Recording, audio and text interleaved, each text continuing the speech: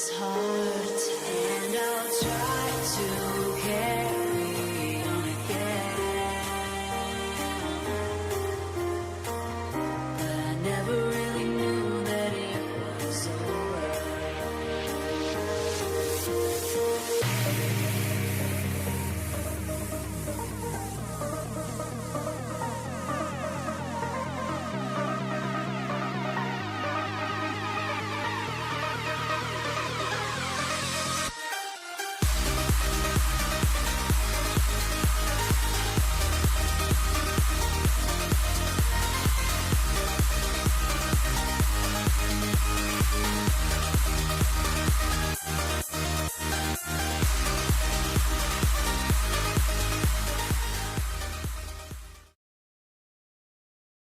All right, everybody. Hello and welcome to the Luxe Proving Ground. My name is IceFireEyed. I'm joined by Nat on this side of me. Today we have the featured matchup of EXL EKKO versus Comet Esports Club. They're raring to get into games, so we're going to jump to that shortly. But I want to ask before we do that, Nat, how are we doing this evening?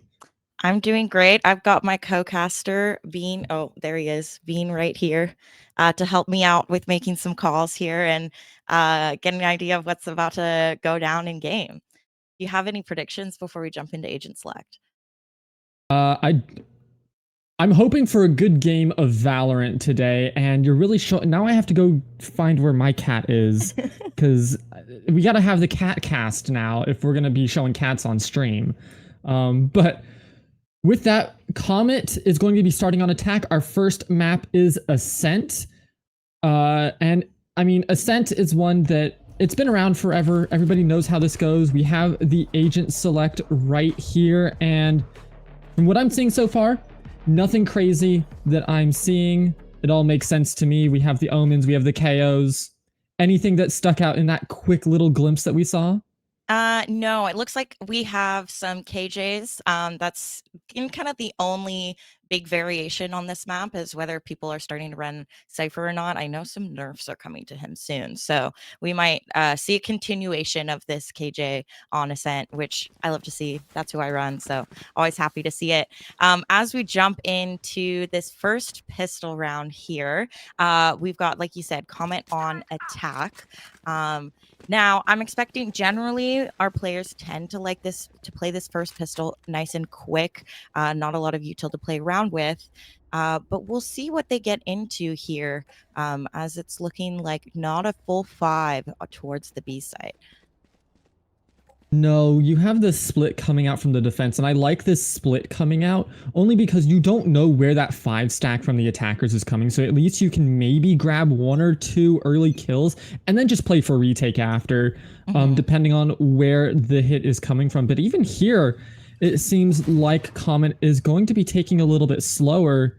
Now, the recon dart did pick up where the stack of them is, but still slow plays here. Not sure exactly where everybody is at, as we're gonna get our first hit right here. First shot goes. Razine picks off Raz C to start things off, and now the bullets are gonna start flying as they push into the site. They get the spike down in the back of the site as we see Razine pushing forward, just clearing out the forward pieces, making sure that if anybody wants to come in through the smoke, they're gonna be fighting for it. But instead, Nezumi finds them as the smoke disappears at the exact wrong time. Blink standing over here on the other side, just trying to watch for anybody trying to get through this, as Nabzera is just waiting with these smokes to see what they can push through. Is it's going to be a four-person retake. KJ putting a few shots there. It's going to be back and forth, but Buttermilk finds one. There it is, just a slurry of kills going back and forth. And now it is down to a 2v3. Health bars are favoring EXL EKKO just slightly, but they do have a man disadvantage. As Blink finds one, and it is all over. The crossfire is perfect. Wow, I'm very impressed with the site hold coming out right off the bat from Comet. You know, I liked how EXL EKKO took their time with that retake. They took their time to regroup before they started attacking this site. But this late hold onto an Omen blind was a big change here that comes out, and that was kind of the firepower, but they were able to dodge that and hang out behind Boathouse and hang on to this site, taking down the last 2 players in the end there. And and guaranteeing that first pistol, as well as most likely this first buy round as we get into the second round. Early dart here, gonna get some information to know that these players are hanging out towards B main. Smoke coming in as well. So this knife is gonna confirm, and we're gonna see some rotates coming through. And a lot of players playing nice and close, trying to take advantage of these classics, but the Bulldog is gonna be too strong for Mazine. Now they just have to they have to wait out the util, right? Like there is a lot of util now being thrown at that one choke point. They have to wait it out, make sure that they don't get caught up in it as they push back into the site. If it ain't broke, don't fix it. They're going right back to B site here. And with the spike down now, you can see this crossfire once again set up with KJ in that corner once again, just to catch them out in case they don't clear it out. And I like this little setup that they have. Now, it is a 5v3. It's anti-eco. You're really just looking for economy damage at this point, and it doesn't seem like they're really going to be able to do all that much of it unless there's a good dash there. Spotted out. Some damage going down to Razine, but with those shields, there's just not enough there, as now they have an idea of where everybody's at, and Izumi goes down. It's going to be up to Isaiah here to find one, but they're not going to find anything. It feels like as no. There's only 2 left. It's down to Isaiah to pick up more. They find the head. Oh, so close onto Nebzera. They're almost taking them down. They do find that one. It is now a 1v2 with an upgrade, and they're just going to back away there. Attackers take it with the spike, but that is a big economy damage with a gun upgrade. Yeah, hanging on to that Vandal is going to save some economy here for EKKO. And on top of that, only 2 players hanging on to their weapons over into this round. They've got a Bulldog and a Spectre getting carried through. So not a lot of firepower on the side of Comet with this next buy round coming out from EKKO. Now, I like the ideas coming out from Comet. I like this KJ playing in main, but at the end of the day, you know, they threw out so much utility to get out onto the site that they weren't able to hang on to it. Now we're looking for a fast push still into this B site, and there's going to be 3 players in back site here trying to hang on for the site this time. Yeah, and look at how the defense is set up. It is just a demolishing. There is no breaking that down. That is just 1 for 5. Really well done there on that bonus round for the side of EXL EKKO, as they knew exactly where Comet Esports Club was going. They knew that they wanted to hit that backside of B once again, so they just sat back there. The corners weren't cleared, and they got absolutely run over. Yeah, and I really like this changeup, right? They were playing kind of pretty far back. They were mostly playing a full 5 or 4 retake. To completely switch that up and then have 3 players sitting on site, I think caught Comet a bit off guard. They were really not ready to have that much attacking power. They didn't invest that much utility into taking the site. They wanted to hang on to it for the post plan, and they just didn't have enough going forward. They were just completely mowed down by these Phantoms and Vandals. Now they're playing things a little bit more slow. Of course, they do have a buy going into this one, so they do have some firepower in their hands.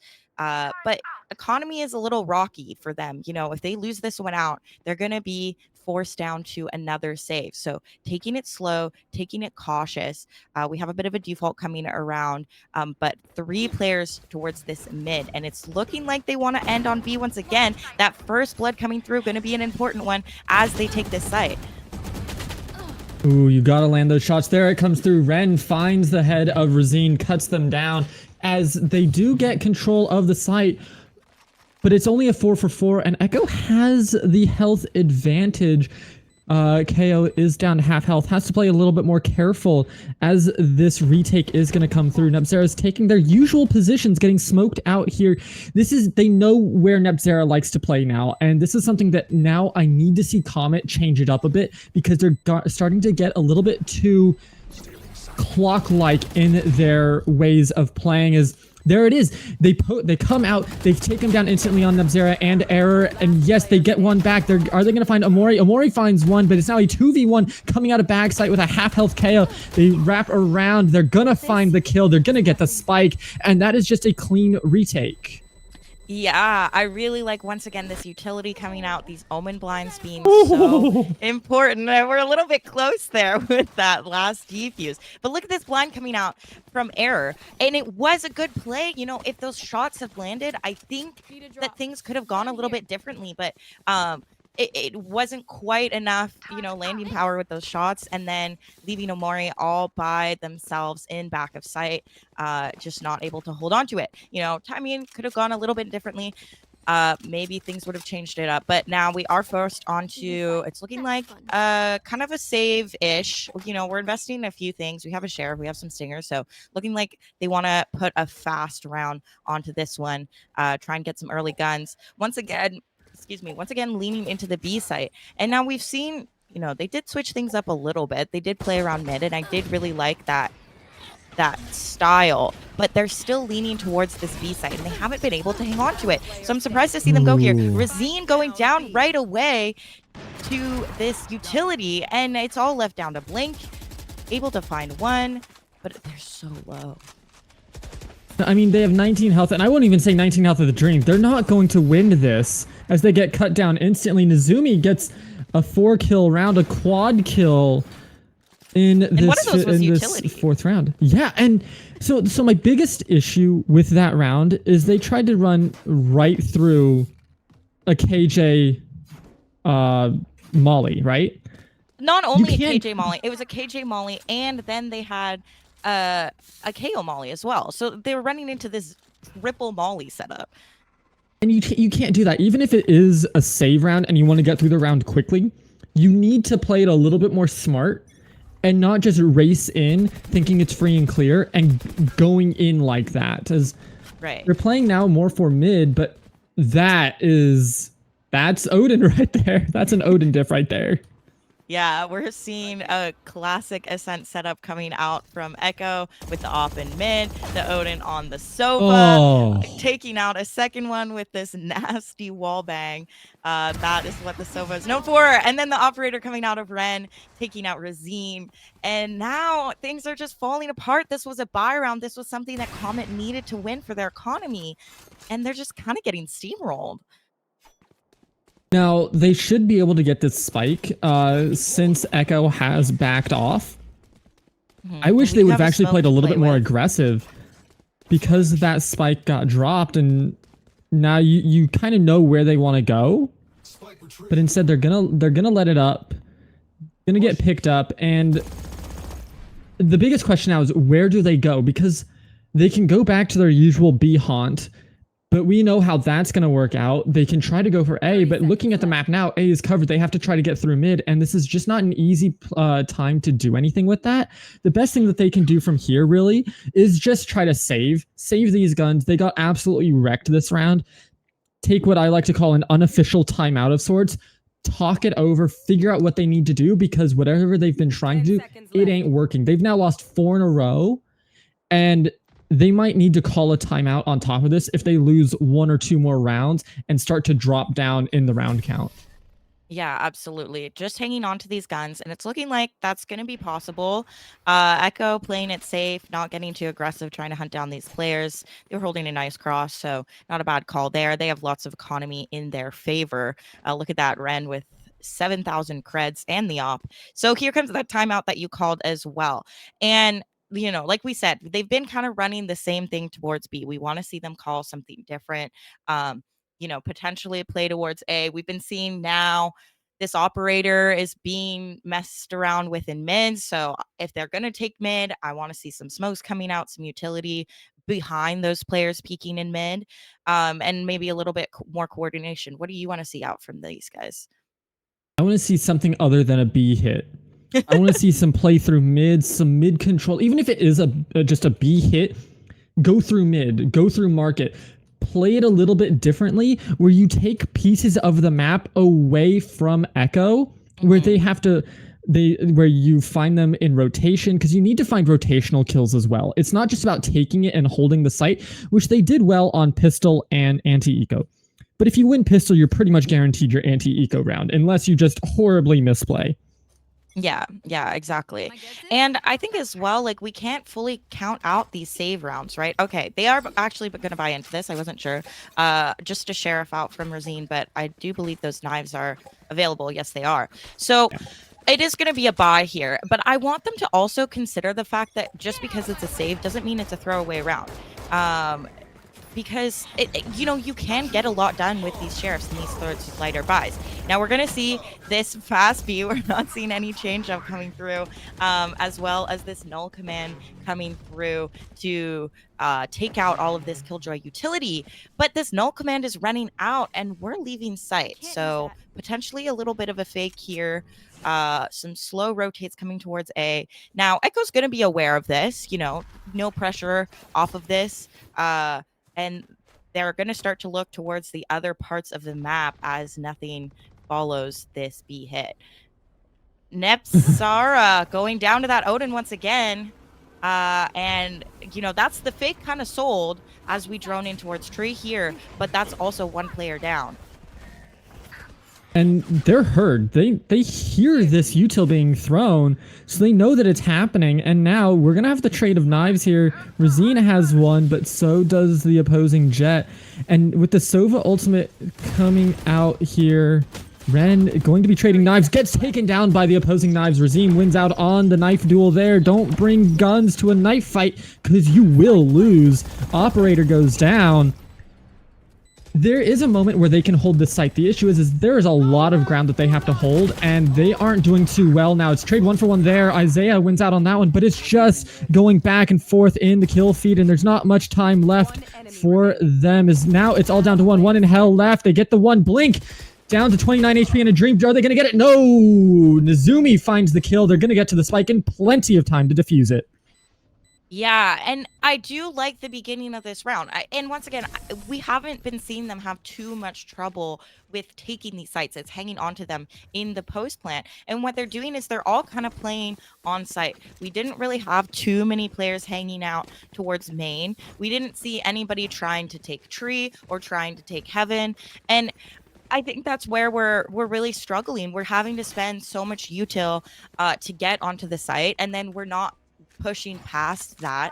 And EKKO really doesn't have to spend that much. They still have Error's Blind to play with in the post plant. They had the Hunter's Fury to play with as well. So we need to hold on to something to be able to hang on to this post plant, or force EKKO to spend more utility before the spike gets planted. Yeah, and one thing you have to potentially expend more is that's actually a good pickup there by Amori onto Nezumi, as Nezumi was taking a cheeky little peek down mid. Now I need to see them take this space and try to force their way with it, as it's just red. Buttermilk is there ready and waiting, down to 12 health, gets taken down there by Nebzera, but Ren takes down Blink, and yes, you're winning. You took the space, but you're not actually winning out on the fights any longer. And oh, Ren, that elbow shot was just beautiful. Now you're cut off. Raz-C finishes it off with the Odin onto Amori. And what looked good to start, they're not able to hold the space that they take. Yeah, and that's kind of the same old story that we've been seeing for these past 6 rounds, is that they're able to take initial space. They're sometimes getting these first picks, which is such an important part of this map. And then something falls apart once we hit the site, whether it's in the post plant or in that site take when they're coming through mid. And it's challenging, right? Like I feel like maybe there's a lack of communication. I've sometimes seen smokes aren't being placed where we need them to be placed. I don't know. I do think they're capable of taking some of these rounds, because it's not like they don't have advantages going into them, but they're just losing those advantages so quickly. They are, and you can see that they're starting to put down space here and force, the Sova back, but it's still not enough, because on the opposite sides, they're still getting caught out, and they're already down a member. Now they are going to get okay, I mean, that happened. Just showing your elbow, and they're going to see it as they look up because you're not paying attention. Those things happen. That is a good turnaround. But again, here's the well, I mean, they almost had it, but Nezumi couldn't land the shots. And yeah, nice flash coming out from Mori. Oh, what in the world was that? Raz-C with the double, almost triple there. It's all up to Blink now. The spike has been planted, but it's all up to Blink, and it's not going to matter as Buttermilk picks up the kill, and that's the 7th round. Oh my god. Well, the 9th round going into the pocket of EKKO for their 7th on the match so far. And that was a round. I was like, okay, Comet gets this one. They get this early first blood. They catch Omen kind of on this awkward lurk. And then Amori sends this beautiful flash into tree to pick up another. And then Raz C with this Odin is an absolute menace. They have not been able to take this Odin out of their hands for, I think, entire time since they've bought it. And it's just been awful to play with. Yeah, 9-3, a beautiful score to be at. And they need to do something to deal with this Omen coming from Razzie because they're just getting mowed down. Like it's so challenging for them to get anything done when Razzie is just spamming them out so quickly. Now they're pushing right into this operator from Ren and an easy double kill with that wall dink. That is a painful way to go. Line him up, knock him down with that collat kill. That's 2 in the pocket of Ren. As now they're just sitting up top. They're waiting for the execute onto A site because they know it's going to happen. They almost find one there as they dash to the side. The KO getting lucky to only not even barely be skimmed by it. But everything else is just waiting. They're just waiting because they know that where everybody's at. They have the Sova covering mid. So they're listening and watching to see if they're going to go through mid. And from here, like, yeah, go back to B. There's KJ, there's the KJ util. So they have you pegged across this map to do whatever they want to do with it. And because of that, there's not much that you're able to do. Exactly. They are being given this space in mid, but Razzie is waiting here with this Odin, and he's going to take down one, takes down a second. Now it's all left to Nebzera. Kind of peeking. It's a raw gunfight, but they know that somebody's going to be coming in through this pressure from Market. They see Buttermilk. A little tap of the Vandal. Not going to be taking anyone down. And now I think Nebzera is just kind of going to have to save here. 15 seconds left. Not much you can do. But it is a hunt here. Nizumi being caught out by Nebzera. Now that knife is going to spot out their location. Takes out Buttermilk. Okay. So that's not a bad way to go. Happy to be able to hang on to that gun. Of course, EKKO is not afraid to run them down since they have so much money in their hands. But another round lost, and we're at 8-2 now. Things are looking a little bit dire. You know, this is a defense-sided map. You can get away with losing some on the attack side, but 2 is not enough to feel comfortable. Another timeout being called, and okay, what can we do? What are some calls that we can make here, Ice? I mean, you tried to go for the A. That failed because of the peak again, because you didn't place your smokes right. It comes down to execution. A lot of it is just how they're running around the map, and whenever something falters, they continue doing it anyways, because if that's the call, that's what they go with. And whenever you're playing like that, you're not really going to get much done besides those initial rounds that are favored towards whoever wins the first round. Absolutely. What they need to do is they need to understand that if you're hit with an immovable force like an op, you don't run back into it. That is just rule number 1 of Valorant. Play away from the op if you cannot push it out of position. If you can't place smokes, if you can't place blinds, if you can't force them out of whatever encampment they are in, do not play into it because you will lose. And they did it. They lost that collat kill. Luckily, they didn't lose anything else. But they were then corralled with nowhere to go and no time left on the clock because they sat there for so long. And now they're going back to the tried and not really all that great B execute with everybody just walking around. And this null command coming through is going to be powerful. Going to push Ren off the angle. Not able to pick anybody up. But Razzie once again with this Odin picking some up. Ren's going to go down. That's the op down. But that Odin is still going to be in play. Sight is going to be theirs. This is the first time we've seen Comet pick up a sight in a couple of rounds. Here comes the null command from Nezumi as they plan this retake. And once again, this Odin tearing through. The spams coming out. Players forced into the back of sight. And Spike still hasn't been planted. Now it's all up to Nebzera. Last player standing. And it's a 1v2. It's on. They have an idea. Honestly, just spam it. Just spam it. Oh, we're not going to get the spam. But they still get it no matter what. They get the flick. They get the kill with the headshot. Raz C going big once again with a triple on the round. And it's 9-2. This is going to be a 4-spy situation for the side of Comet Esports Club. And even with that, it looked decent this round, but I don't feel like it was because they played overly well. I'll be honest. I don't think it was because they played well. I think it's just because the ego peaks that were being taken by the side of EKKO. They have the round count heavily in their favor. They feel like they can. You saw it on the round previous where they were hunting the KJ. They feel like they can do no wrong, and they can. I mean, look at here. They're pushing up for no reason. That's an unusual play because they have the ego to do so. Yeah, and they're running that down before the one-way even lands, too. Now, it does put our Jet here in a really comfortable position towards Wine with this Vandal. And the knife, I believe, has been spent. They're going to be seen. Smoke place, trying to get some space.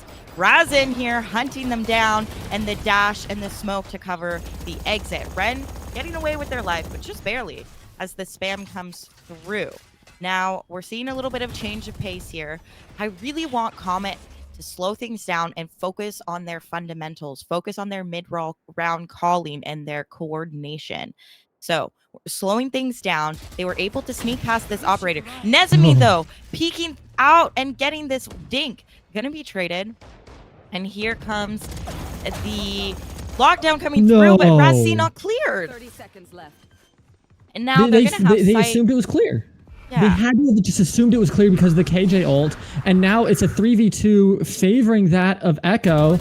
We're gonna have an ugly peek there by Nebzera for no reason. Like, I'm just gonna call it. That's just an unnecessary peek there. Yes, you got the TP out of error to the other side of the map to place it on B site. They know where you're at. You're gonna try to smoke this off. It's not gonna. You get one, but you get cut down instantly. They're gonna go and defuse. That's gonna be the 10th round in their favor. And honestly, I don't see Comet coming back on the defense with how they're playing so far. No, me neither. This is looking pretty favorable to EKKO.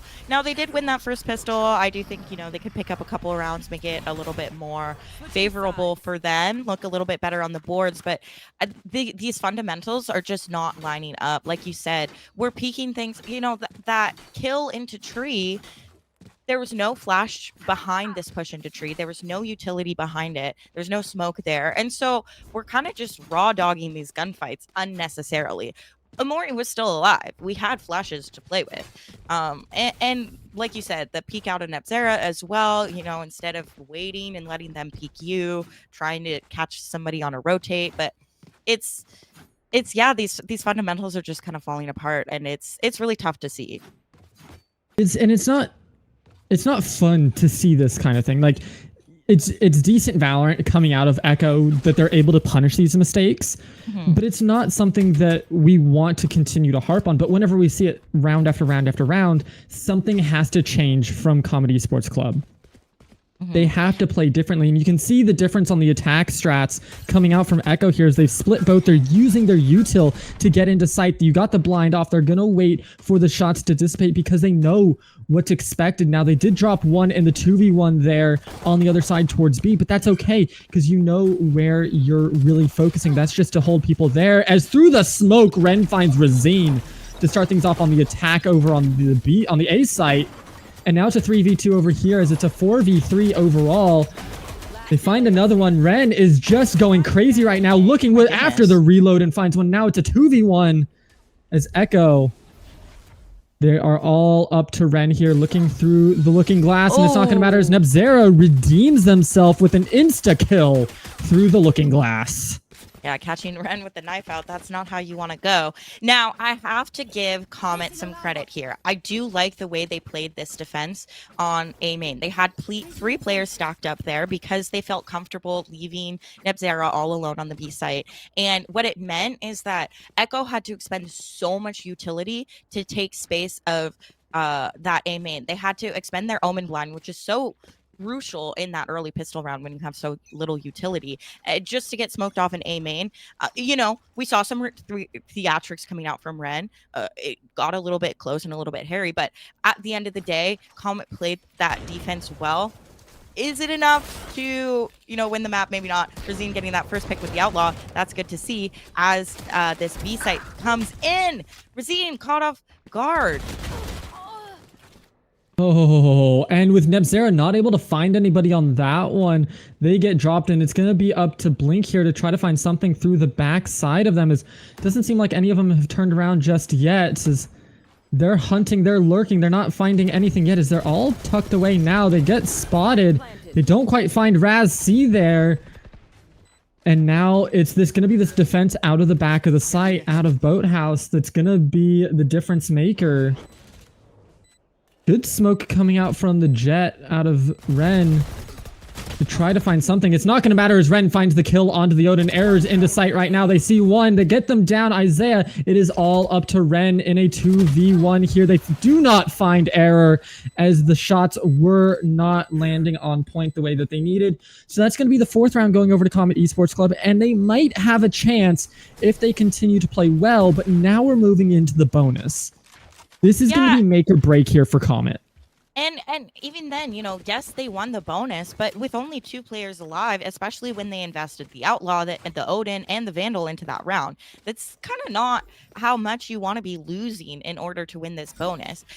The death on Razine is what really kind of hurts my heart a little bit, because Razine was stuck reloading completely in the open, available for market, and their coordination wasn't there, ultimately costing their life because their teammate wasn't really there to commit the trade or anything. So losing some weapons, and now this is going to be a tough round for them to pick up. Razine taking so much damage to this early molly.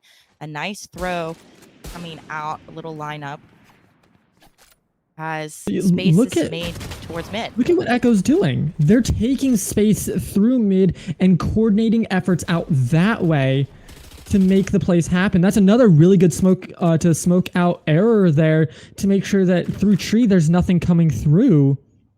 That now they have mid control wholly and completely to do whatever they want. They're going to back away so they can walk, I'm going to guess, over towards A here as we see the pings come out.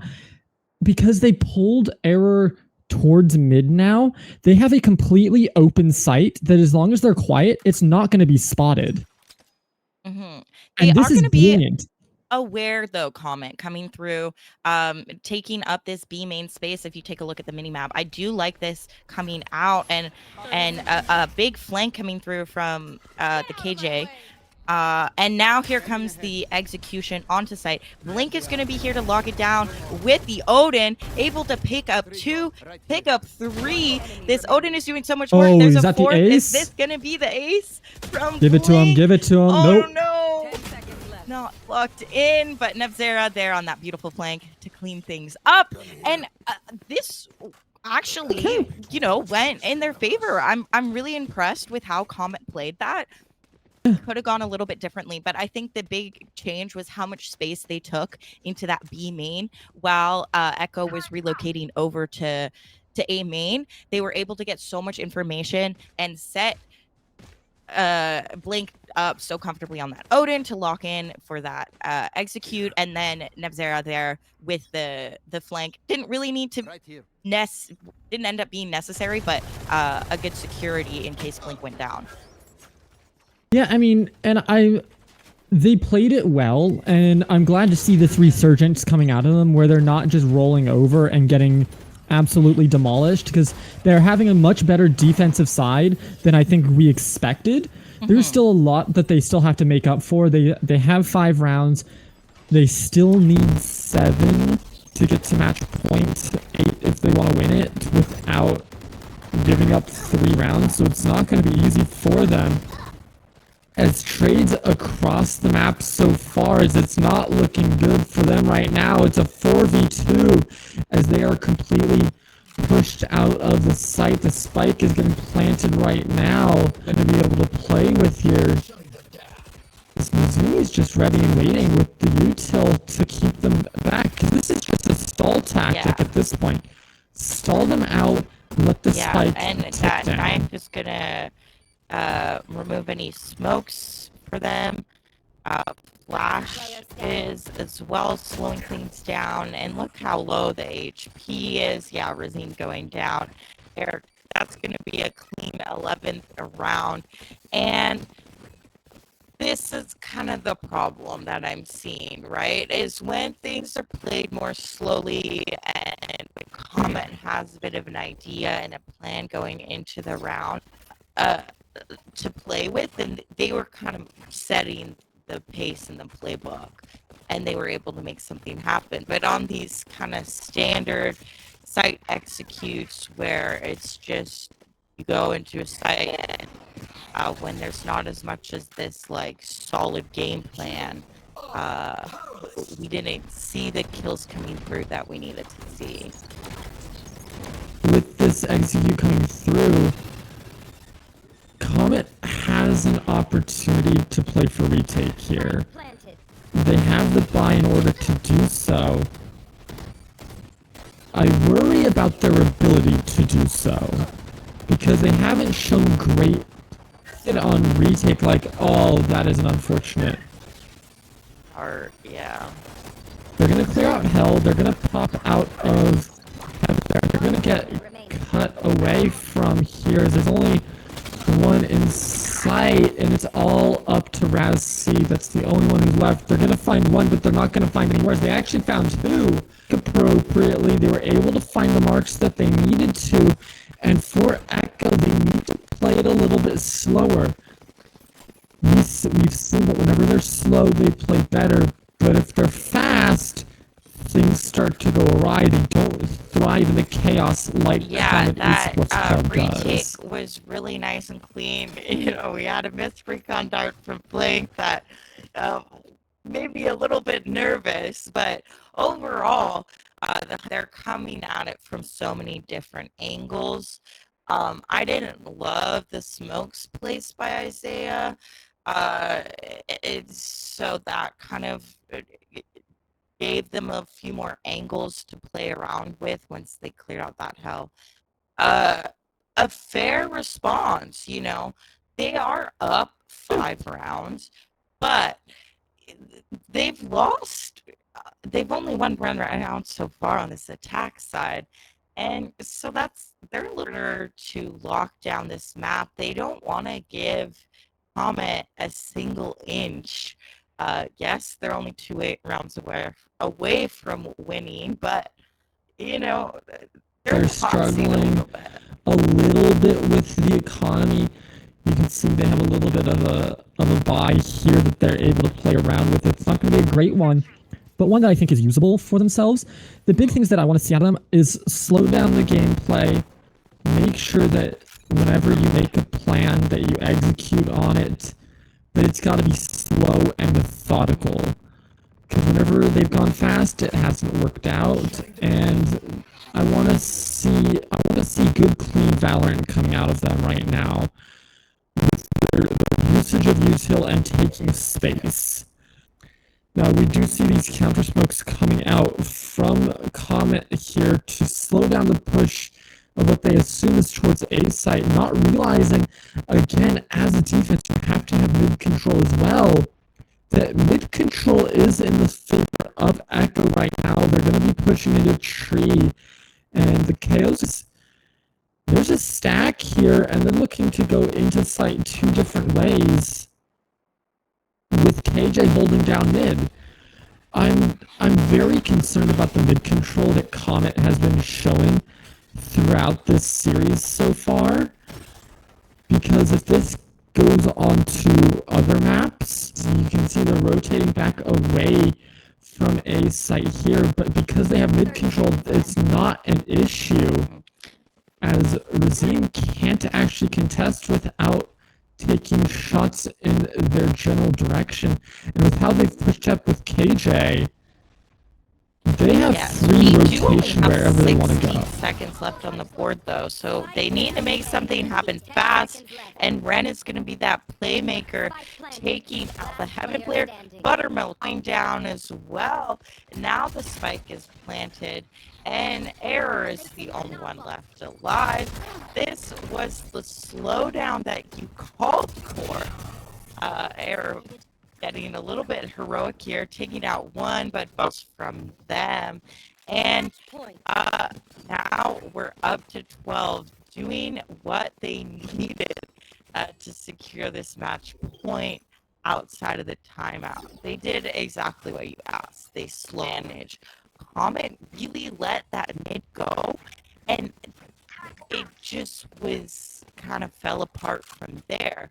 Buttermilk was in market. They weren't expecting that. And then Ren was all the way up in age of pace, and that change of space was a huge difference. Once again, no players playing towards this mid from Comet. That makes me a little bit nervous. We're going to be going to, I believe it's bind after this, if I read the notes properly. And Yeah, that's bind. another one where you need to have control over rotational areas, and if you can't find that, you're going to start to struggle as the Sova ultimate finds Amori, and potential last round for you is going to be rough. Now, Nebzera is on the cusp of potentially finding 3, as they are going to poke their head around. Find 1, find 2, find 3! As Nebzera picks up the triple kill and stifles everything that attack was looking for. Then wait. Yeah, Racine on this operator down mid. And then there's just so much space. Like you said, they have the spike. Here comes the recon dart from Razi, but just be a play to hang on to guns here, as their economy is a little bit awkward. But I don't know if Comet wants to give it to them. Omen Blind coming through, and this Odin spam coming through as well. They want to take down these players. So though, 10 seconds left. the question of can they stay alive? Now I want to talk. Oh my goodness. Okay. That's the last thing you wanted to see coming out, as yes, they won the round, but at what cost? There's only 2 left, and that was a big piece of their economy that they're gonna have to rebuy here. They were able to keep the op, they were able to keep a Vandal, but for the rest of it, that's gonna that Odin that is so impactful on this map. Now I want to talk again about these fundamentals. You know, we were harping there too. We dry swung B main without clearing it of utility first, despite the fact that you had given the time and the vision away. They did, and ultimately costing you the round. Fast push into B now, completely changing up our strategy off of the back of this null command. Or sorry, not null command. Doing some hero moments here, taking out 2. Spike planted.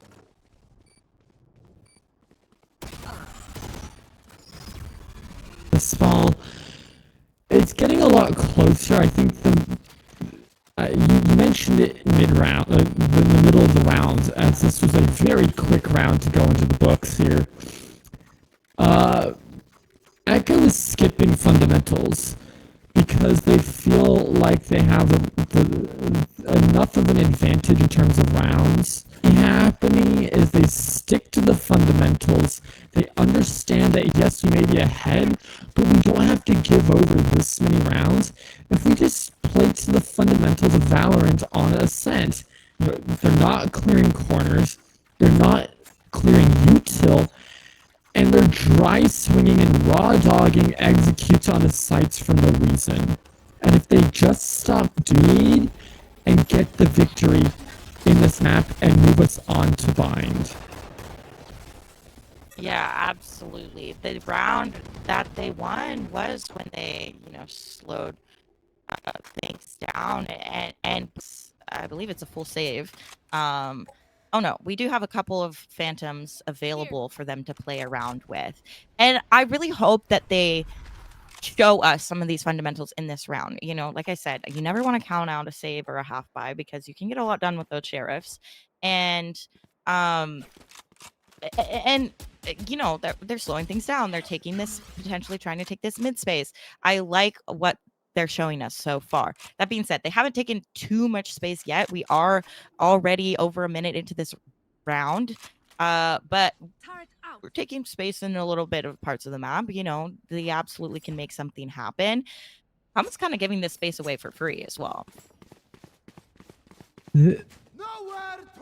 They are. 30 seconds left. It's going to be interesting to see what they decide to do, as they did throw out all of that util. They are on B site. They're ready and waiting, but I don't think that there's going to be a way for them right now. They're setting up for a retake. 10 seconds left. 7, 6. As they get the spike planted, they're in B main and in the back of sight. This is an awkward position for them as Amori takes down Ren. The shield's coming in clutch there. It's a trade of Killjoy ultimates, trying to clear everybody away. As with no one detained, now the executes are going to come through. Isaiah rocking a sheriff. It's not going to be enough as Nazumi actually finds 2 with the sheriff. They might actually have an opportunity, but Buttermilk had the flank, gets cut down instantly by the operator, and now it is all up into this 2v2, and it's not going to matter as they are going to get the spike diffused, as it's going to be a nail biter here. But yeah, they're going to be able to get it, and that's going to be the 9th round, and we're going to be closing in on the moment here where we might see some overtime if it continues like this. Yeah, Comet wanting to take it to overtime, and this would be a pretty crazy comeback. They only have a reminder, they only had 2 rounds going into their defense side. They really, really struggled. Those 2 rounds were also their pistol and their bonus, or their buy round. So they really didn't show us anything in their attack side. And now here they are in a complete swap of situations. EKKO having only gotten 2 rounds on their attack. So both of these teams heavily favoring their defense sides, and EKKO calling their second time out here because they're really struggling. And, you know, yes, this last round was an awkward buy. So this one, they're going into it. This is a heavy buy round. So this round is really what they need to win if they want to avoid overtime. If they kind of have this chance and then one more chance before we would see an overtime. So second to last chance to avoid this overtime.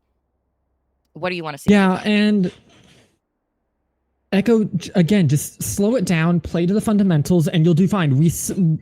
Whenever you're dry swinging, dry executing, and not using your util to its effectiveness, that's when issues start to arise for you. And last time we saw Buttermilk throw this molly, it worked wonders for them in pushing out the op out of position on B site.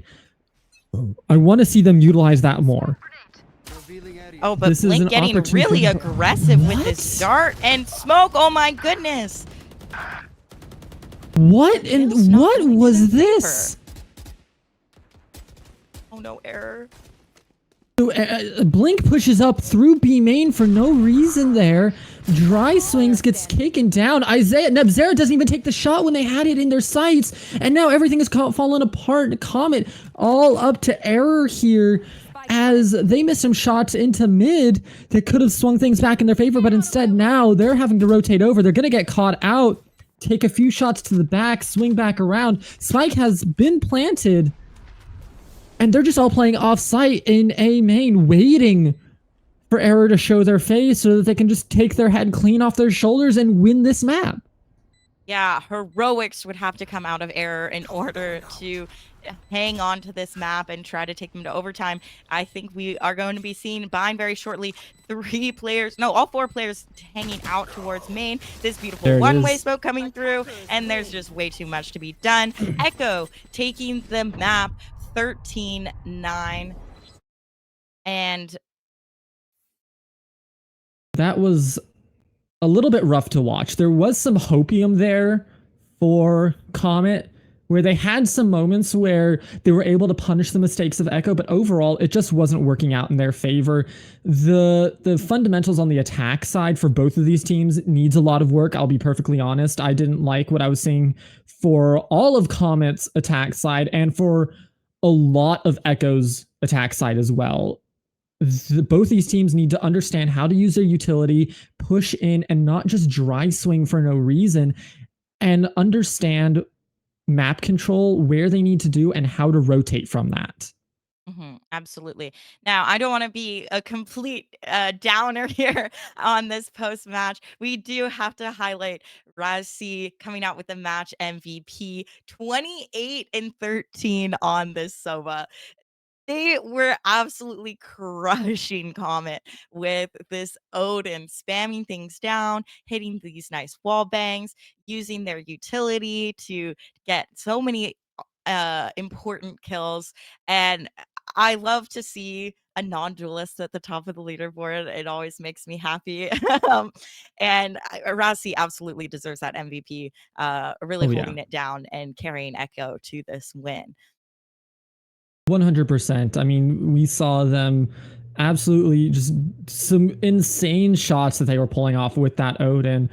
And I mean, we have to hand it to Razine and Amori for trying to keep their team in it. It just wasn't enough at the end of the day.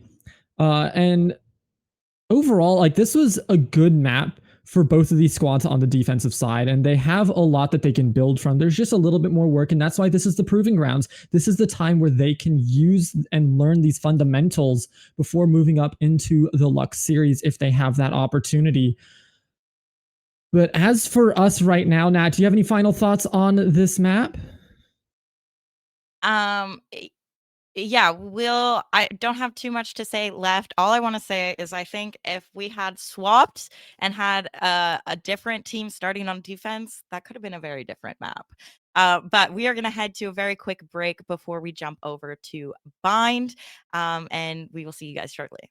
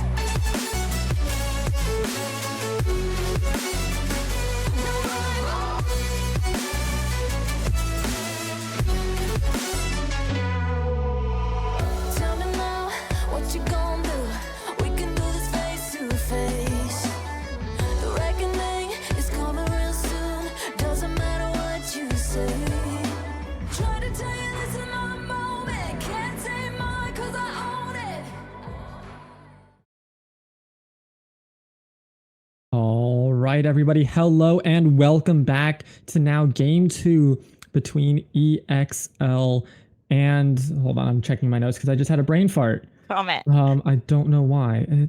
Comet. Comet. There we go. Brain fart for no reason, but we're going to be on map 2 Bind here coming through, and we saw a close-ish contest between the two, definitely needing some work on their attack, where Bind is going to be very execute focused for these teams. So Nat, coming into Bind now, seeing what we've seen from map 1, what are you hoping to see out of map 2?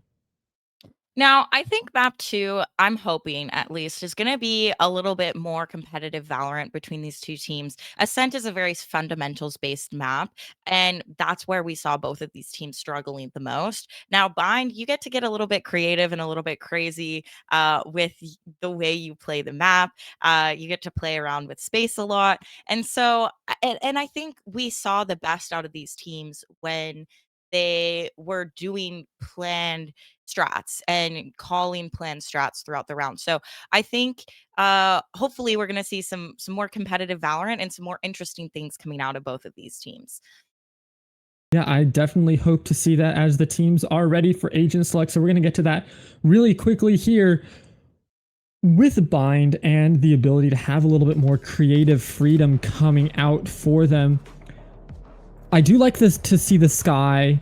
I think that's a really good pickup here. It's one that's been a little bit more popular, but overall, these squads are very, from the quick look that we saw, very, very stock standard almost, if I can almost call it that. We saw the Vipers. I saw at least one Breach, so nothing crazy in terms of what agents were selected at least. Yeah, and that makes sense, especially because we are in proving grounds. It's not the time to get crazy and creative. This is a place for people, for teams to get comfortable, to learn how to play with each other, to learn the fundamentals, and to just play some solid Valorant. So I think in general, I like to see teams playing a lot of standard comps, standard setups. We're seeing the standard Viper wall coming through right off the bat. Now, the big interesting thing is that I'm going to call is the only really difference between these comps is going to be the Fade versus the Sky coming through. I personally think with the Sky nerfs that happened earlier this year, Fade is a little bit better of a pick. You know, you have enough flashes coming out from EKKO that getting that extra information from the eye is super nice, but Sky can still be fantastic, especially with her dog and heal. Now we're coming in with a fast round right off the bat from Comet. Blink getting in so deep. The site kind of just completely being given away for free. Both of these teams going for completely different strats. We're playing around the map. They're going to go fully through spawn to the B site, while EKKO is playing completely on the A site. They were expecting the plant to come through. So many players stacked up towards showers, but Comet being aware and nice mid-round calling coming out. Question marks in the chat. This is a good round. I'm enjoying this. Post plant being played here as smokes dissipate, and we have a bunch of players towards elbow. I feel like we've got like reverse colors going on. We're in Australia where everything is upside down from each other. That's what this feels like right now. As we're gonna get a counter execute coming in now into sight. They're going to tap it. They're going to try to bait some stuff out. The Molly from Viper is going to be hovering over the spike, and they're going to try to get it to half with the EKKO buddy, but there's not going to be enough time. There's no time. The spike is going to get not diffused. Everybody dies to the spike, and it's going to go to the side of the attackers with a clutch kill onto the diffuser. That was a crazy round. I'm like, what? I didn't even know what I'll call that. That was so funny. I do really like the mid-round change up from Comet. As soon as they got raised so deep into defender spawn, they were like, wait a minute, there's nobody here. Let's just go to B site. Like, okay, so good. And then the post plant being played decently well. The big thing that almost cost them the round was that wingman on diffuse, you know, wasn't able to be killed quickly enough, time being in their favor in the end because it took EKKO so long to rotate around. But what a fun way to start this fun map. And they're going to go to B once again, get the spike down. And we're going to see this rotate once again. We're not going to get the total upside down, walking through the other people's spawn and such, but I want to see now a little bit cleaner of a hold on the site for Comet, as Nezumi is spotted here.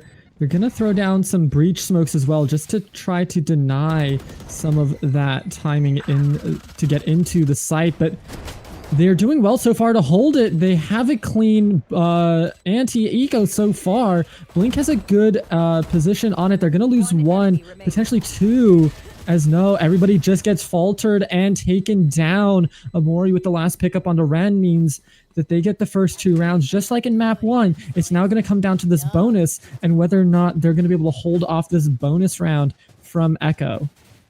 Now, one thing I want to highlight, if you guys haven't noticed already, I like to talk about util a lot.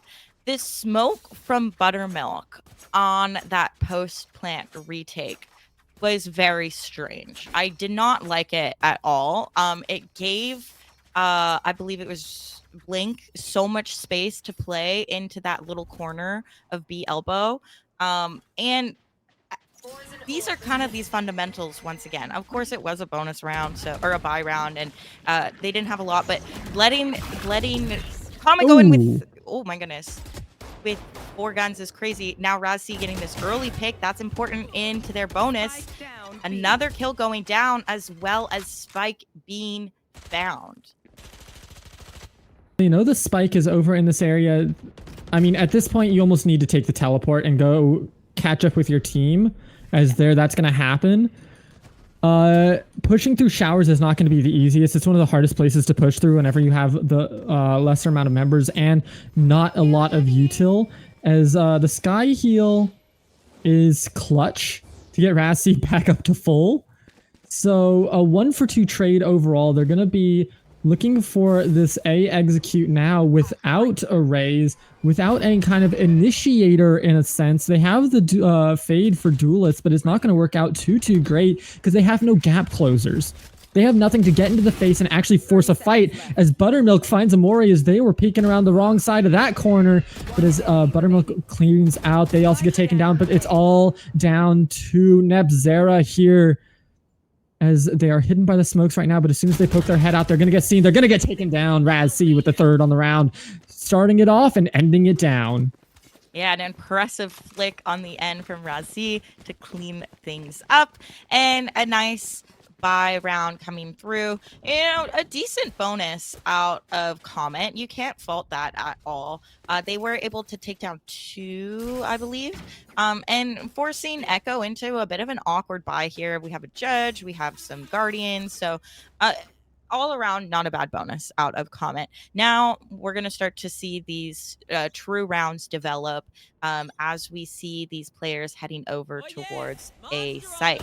This early Molly and Thrash coming through right off the bat, pushing any players off of any close angles, and going to be detaining Isaiah, and Isaiah going down to Blink.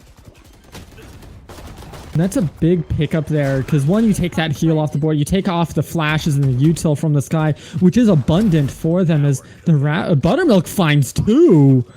The judge coming in clutch, and whatever execute they were looking for, it has been absolutely demolished. The judge swinging down the hammer and saying, cases are closed. You are going to lay on the ground here until the round is over.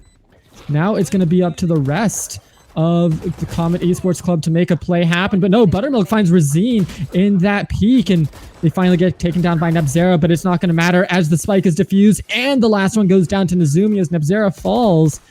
That was a really good round coming out of EKKO there. The fundamentals for the retake were on point. Yeah, absolutely. I love how well Nezumi is using Wingman to stick these diffuses. And then the judge is such a powerful weapon on bind in that lamps. I mean, there's so many places you can play around with the judge on bind, but lamps in particular, it is just like such a nuisance. It's more powerful than pushing in with a vandal, because you can just stand there and click your mouse and just clean up those kills. So a really nice defensive round out of EKKO to bring us up to a tied scoreline. And we talked about last map. We wanted to see them slow it down a little bit in the same vein for this map, but at the same time, Bind is a lot smaller of a map, so you have to be a lot more decisive at the same time. And Blink has found Buttermilk on a wall bang, which is a really good start, as Buttermilk was the one who really turned that last round around with that judge. And they're going to have to play this a little bit more safe as Blink pushes right through, dry peaks it once again. Yes, your dry peaked work there, but again, the fundamentals are not what we want to see here. There's got to be more util used on these swings now. They're going to be going for this retake here. Pushing through, taking out this cubby area. Good smoke from the EKKO. Allows Nebzera to take down 2. It's all up to Raz C here. As they're just waiting. They can play the waiting game here. Is there. It's going to be going down. Thrifty for Comet as Nebzera reclaims the kill from last round. Yeah, and I think honestly, like, you know, you love seeing a Thrifty coming out, but I don't want to say that that was all like Comet calling an immaculate Thrifty round. There was some mistakes out of EKKO. I don't mind the push in to showers to try and get that orb on lock, but we didn't really like. I wish we had another smoke there instead of just Mosh going into that. And then the there's a little bit of a delay in utility with those smokes coming out with the execute. It ended up working out in Comet's favor, but it could have gone a very different way. So now we're seeing an A execute from Comet, forcing EKKO down to a little bit of a save, and this Viper's Pit going to be invested. So so difficult to play around with, but TP actually being taken, and they're not committing to this A site. Rotating around to B. Buttermilk, though, hanging on. Nizumi getting one, not able to find a second, but that's going to even out the scoreline a little bit as the spike tries to be planted. Here comes this rocket, going to be taking out one. Blink on the hero plays, taking out another, and now we're down to a 1v1 between Rossi and Blink. And it's just chaos right now. Razzy knew that the spike would have been planted, so this was a really smart TP coming out from Razzy, as they're just checking to make sure. They know the spike has now been planted. They have to assume that it's an A, as they hear it now. The audio cues are coming in clutch, and now it's all about just checking these corners, fundamental clearing a site solo before taking a duel or anything like that, understanding what you need to do. As they're going to use the Viper's Pit, actually. I think this is actually a really good use of it here. Yeah, I really like this. Nade can be invested. They're going to push them out of the area. You know where they're going to be. There's not enough time now. Time is ticking down. You got to hurry back to this. I don't think there's enough time to actually get this defuse off. No. And it was almost a good play out of Rousey. I really like the investment of the pit. I do wish that second tap had been a stick after the nade was invested. I think maybe you get it to half there and maybe you have a chance of winning to the time. Now we're going to see Rousey call a timeout. And fair enough. I mean, yeah. Like we said, we're in propping ground. Oh my God, I can't speak. So both teams are making a few mistakes here and there. The big change or thing that I think EKKO wants to call out for this is the fact that I think leaving Viper's Pit was a misplay out of Comet. I didn't love that decision, and they got a lot of picks out of it, but they weren't able to hang on to that momentum. Once Nezumi went down, we were kind of giving ones away and not playing fully together as a team. Right. And they had a good look to start that round off for EKKO. They were able to stifle a lot of what was happening. They just took too long to actually make the rest of the rotate come through. Mm-hmm. And Razzy almost had it. But like you said, stick it to half, then push out, then go back. And that's it comes with a game sense, a game understanding of when to do what. And that, like you said, that's what Proving Grounds is for. That's why we're here. And it may seem harsh sometimes about how we're calling it out. It's just that we also expect certain fundamentals to already be known and to already be able to be understood and utilized to full effectiveness. Yeah, absolutely. And another big part of this is this teamwork element of things as well. Part of Proving Grounds is establishing your teammates and playing together. Now we're seeing this round starting to come through. Blink getting an early pick, and that is going to be a numbers advantage as they move onto the site. Isaiah being caught off guard with the dog. Getting caught off guard, but the judge comes back and finds one. But again, Comet gets the kill there with a little bit of, I'm going to call it unnecessary BM after how they played last map. No. Until you're actually fully clutching out some good plays, you don't get the right to BM like that. So I'm just going to call it like I see it there and say that's unnecessary, considering that you have not had clean rounds to get these victories. If that's a clean round, absolutely. And for the past few rounds, if it's clean and not just capitalizing on the mistakes that the opponent is making, not by clear, better play out of you, then there's an argument to be had. But we're into the next round now. They're going right back towards this B execute as they are walking down B main, or at least holding at the entrance of it, going down it now, waiting to get into garden. Yeah, They hear the footsteps. They're pushing out the mollies, and now this race is in a little bit of an awkward positioning. Yeah, lots of util being invested. I really like that. They're pushing things back.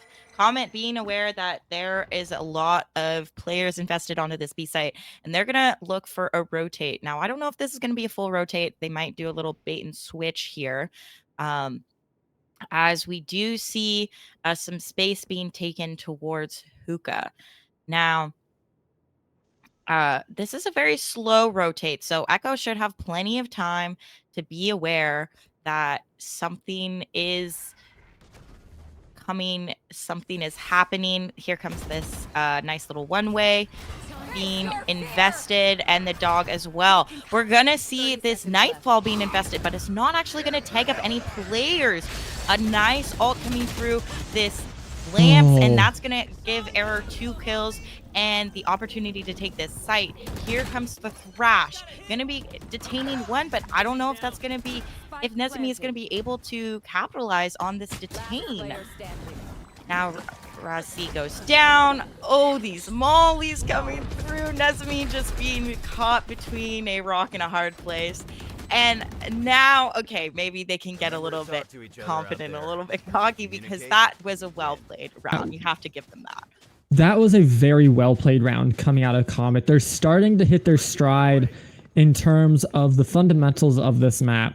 They've faltered, but they're starting to look good. They're clearing their corners. They're using their util effectively here. And if this is how they were playing on the last map, I think that it's a much different outcome. But they didn't, and now they're down a map, and they need to come out with a good look here and continue this even through the defense. Now, this is a little bit of a rough time for defense on this map, as it always is, as Blink is just showing up massively once again. What a play that they are having right now. What a map they are having here, as it's all up to Nezumi with the sheriff just throwing wild shots through this door, as it's up to them to open it and wait for the spike to be, go off at this point. Yeah, being held down by 2 players, just kind of stuck. Oh, they're going to push through with the flash and the TP, giving them another flawless, 2 back-to-back flawlesses out of Comet. We love to see it. It was a save round out of EKKO, so nothing too crazy. I'm glad to see that Comet didn't need to invest any ults into this round. And we're seeing a completely different side of Comet coming out on this map. We saw them struggle so much on the attack on Ascent. And I think the the way you get to play around your utility so much and around these rotates, it's not as much about these raw gunfights. It's about the brain, maybe more than the bronze, if you will, on this map, and they are completely taking that to advantage. Ren coming out with an early rocket to try and find a kill, but the team is going to be completely on the other side of the map. We're seeing a bit of a different call coming out here from EKKO. Ooh. Raz C's coming up with the kill onto Nepzera. So that's the Viper down. In that Viper, I can't even really call it a duel, as it was just a little bit of a Viper bangs to the side of the head, as Raz C is now in the fight for their life. They do not manage to find anything, as Amori picks up the kill there. Blink sitting in this smoke. Oh, they have no idea Blink is there. No, and the spike hasn't been planted, so that's why they rotate back over towards A. There it is. Blink picks up Isaiah, as they knew that they weren't noticed. As the boombot went right on by, technically felt like everybody was clear that area instead.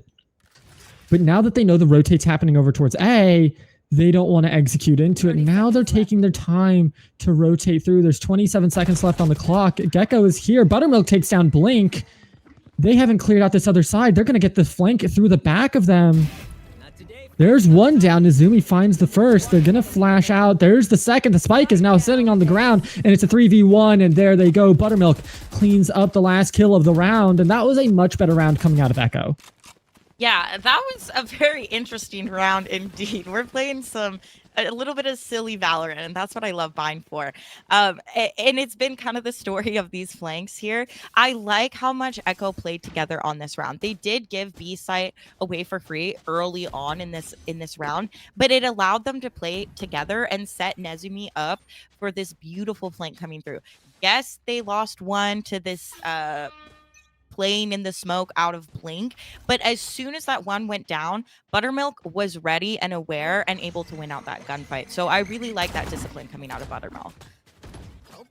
Yeah, and now they're going right back to this B main, seeing if they can't find anything, as Error finds Raz C on a peak, so that's going to be useful for them now to play out this 4v5 potentially, as they're going to walk back towards A and see if they can't make any plays happen. They have Showers control, so Isaiah's just playing there to make sure that they can't get free space throughout and get into sight. They're gonna pull back a little bit here. I like where they're sitting though. They're gonna smoke out a bit from Buttermilk, just trying to delay the execute. But Blink is just right on Buttermilk through the back of the site, unaware of where everybody was sitting. That is unfortunate timings there for Buttermilk, because now it's a 3v5. And they have Heaven control. They're going to drop down. The smokes, though, going to be a hard time. Ooh, Isaiah finds one, but Blink finds another, and it's down now to a 1v3. Blink finds their third of the round, and that's going to be 8-3 so far in the second map. And this is kind of what we've seen a little bit on Ascent coming back to bite EKKO in the butt, which is that when they have this set plan for how they're going to play out a round, they do really fantastic. And I really like the calls that they're making. However, when they're kind of just playing a basic round of Valorant that you would like see in a ranked game, they're starting to maybe not communicate as well with each other. I'm not sure exactly what's going on, but that's when they're struggling. Now they're taking this early presence, trying to take control of Showers, but there's a lot of util being invested to clear them out. So many mollies going through, and while this was happening, Buttermilk was able to sneak around through a main and is able to take down two, finally dealt with, and that's going to leave us in a 2v3. But that is not something you want to let happen. You also don't want to give over kills like that, as now it's a 2v2. Nezumi's in sight, but they're going to get taken down as they were trying to throw out a flash. Raz C, 45 health in a 1v2. Time is not quite on their side, as it's ticking down faster now. They're going to find one. It's now into a 1v1. They're waiting down. They have no time. They have to go for the plant or the spike defuse, and it's not going to happen, as Blink picks up 4 kills on the round and finishing it off, as we now are into the side swap. Yeah, Blink showing us a very dominant half. Look at that, 22-5 on the leaderboard. So strong and really carrying Comet into this 9-3. Now, we saw EKKO take things away with that 10-2 lead, but it got a little bit close. Do you think we're going to see things be just as close on this side of the map, or do you think Comet takes this away comfortably? Comet has a good shot at taking it away, but I want to see EKKO's attack first. Like, EKKO had an okay defense. They took 3 rounds. You like to see at least 2 more rounds out to make it an even 5, typically on your defensive half. But we'll have to see what they decide to do, what strats they have. Is this going to be a 4-stack? Is already 1 falls to Raz C. It's going to be traded back on the other side. It's going to be a flash from the Gekko to help them push out of showers, but it's still an A execute so far. But it's going to be teleported down to the other side, and they're going to get spotted out, and Abzera finds Raz C, forcing them now through hookah. And with that molly, it's going to stifle the look. Now, Isaiah's on site. That's going to give them some time, as they're just playing with everything they can, and it's all falling apart. It is complete disaster on that pistol round, and it always has felt like Comet has had the better pistol round in every single pistol we've taken. Absolutely, yeah. I think Comet does a really good job of playing together and crunching. So we saw EKKO try to take space showers. They got a little bit hairy. I don't know fully how well that went. But then, you know, they kind of got forced into this funnel and forced towards hookah, where Comet was able to just crunch in, Nizumi TPing behind, and there's just kind of not a lot you can do from there when you're being attacked on all sides. Yeah, and so we have to see something out of EKKO here. Some flashes of light to see if they have what it takes to come back in this map. It's a large deficit. But again, it's the same things that we saw out of Comet that we're seeing out of EKKO, except it's executing better. It's hard to say, because they ran straight through a molly. The one thing we don't like seeing, they did. This time, though, instead of what happened to Comet, it works for EKKO, and they don't get absolutely demolished. But it's still something that you don't want to see. Now, losing down their player advantage with Eric finding a kill. Raz C cleaning things back up. It's getting close. Down left to error. 2 players left alive, and they just have the better positioning, able to play that crossfire. And Isaiah cleaning things up with a nice anti-buy coming out from EKKO. Now, you mentioned, you know, they ran through mollies. How did they get away with it? And the difference was, I think, a mixture of the utility behind it. They put a lot of flashes and things into that execute. Their smokes were well placed. And then on top of that, I feel like Comet just wasn't really ready for it. They were like, oh, you know, they're on a save round. They're not, you know, we have the better guns. We're going to get away with this. And then they didn't, because they weren't expecting, you know, this push through the molly. And sometimes these unconventional plays, especially on a round when you have no economy invested into it, can really be the move to carry you through into a win. Well, it's going to start off with Buttermilk finding one, but getting their head absolutely blown off by the Bucky. Blink coming up massive, and now it's all just falling apart.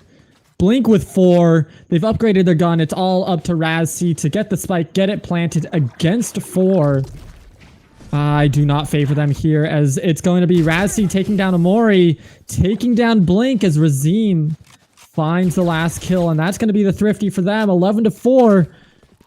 That was a rough round to watch. Yeah, and even though technically the last round wasn't a thrifty, it feels a little bit like we got back-to-back thrifties, and I'm gonna call it that because I love a good thrifty round.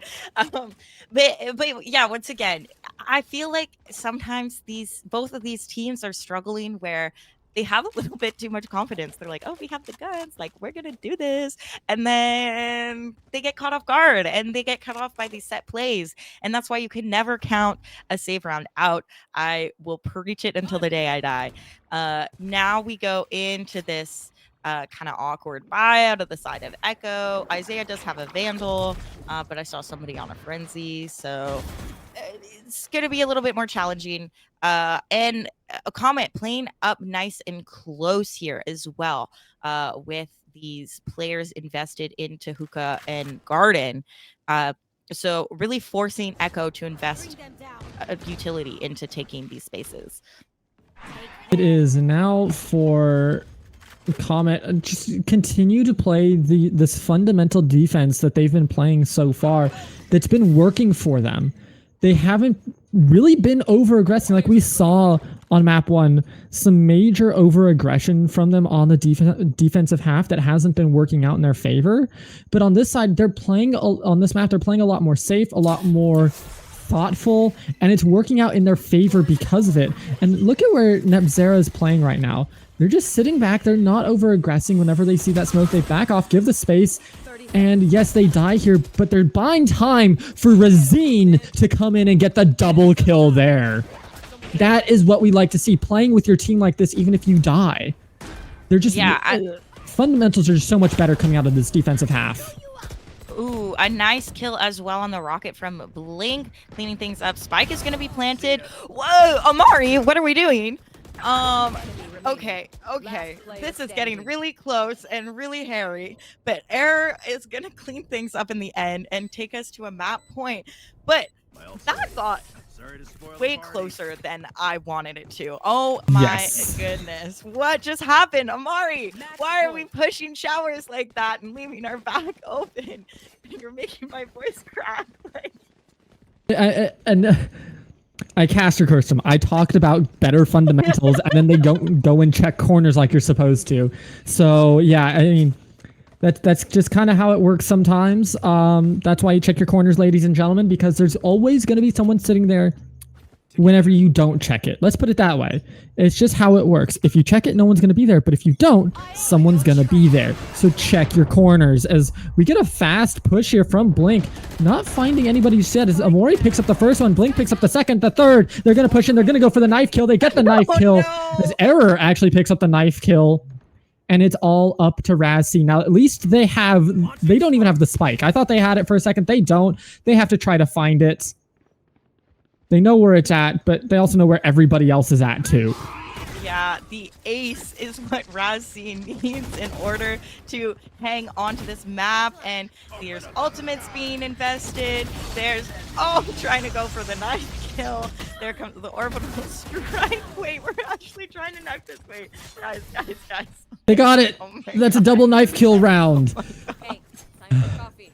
My treat. Okay, Comment. guys. Like, listen, I love the confidence. I love hyping yourself up, but we're getting a little bit too silly. That made me a little nervous. A very fast round to close things out. Okay, I have to respect the style points though. Like going They had out style with 2 knife points. kills, it's kind of fun. They had some good style points, but I think the ultimate kudos has to go to Blink here. Dropping just a casual 30 bomb on Raze, only dying 10 times.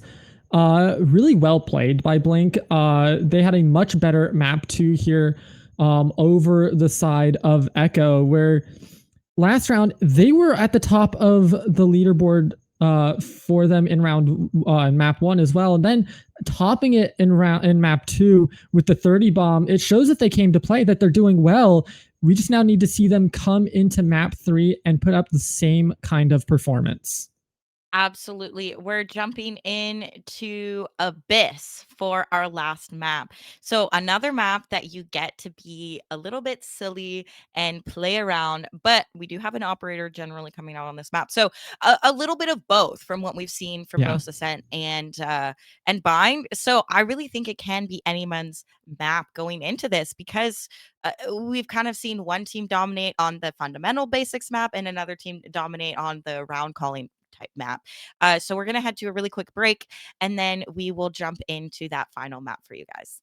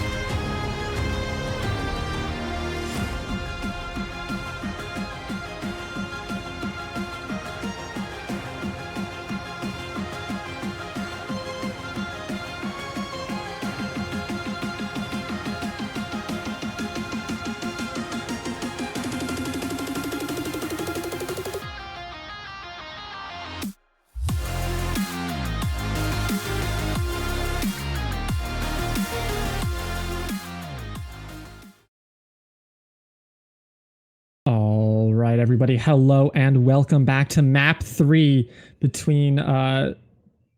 EKKO and My Comet. brain just EKKO and Comet. Wow. Okay. That just shows where my It's brain okay. is It's at okay. tonight. We're on map 3. It doesn't count. Seriously. Map 3, we saw fundamentals in map 1. We saw a little bit of just round counting and understanding where you are and what you need to do in map 2. And now for map 3, it's Abyss. It's the fun map. It's the map that no one really knows what to do with yet because everything's still up in the air.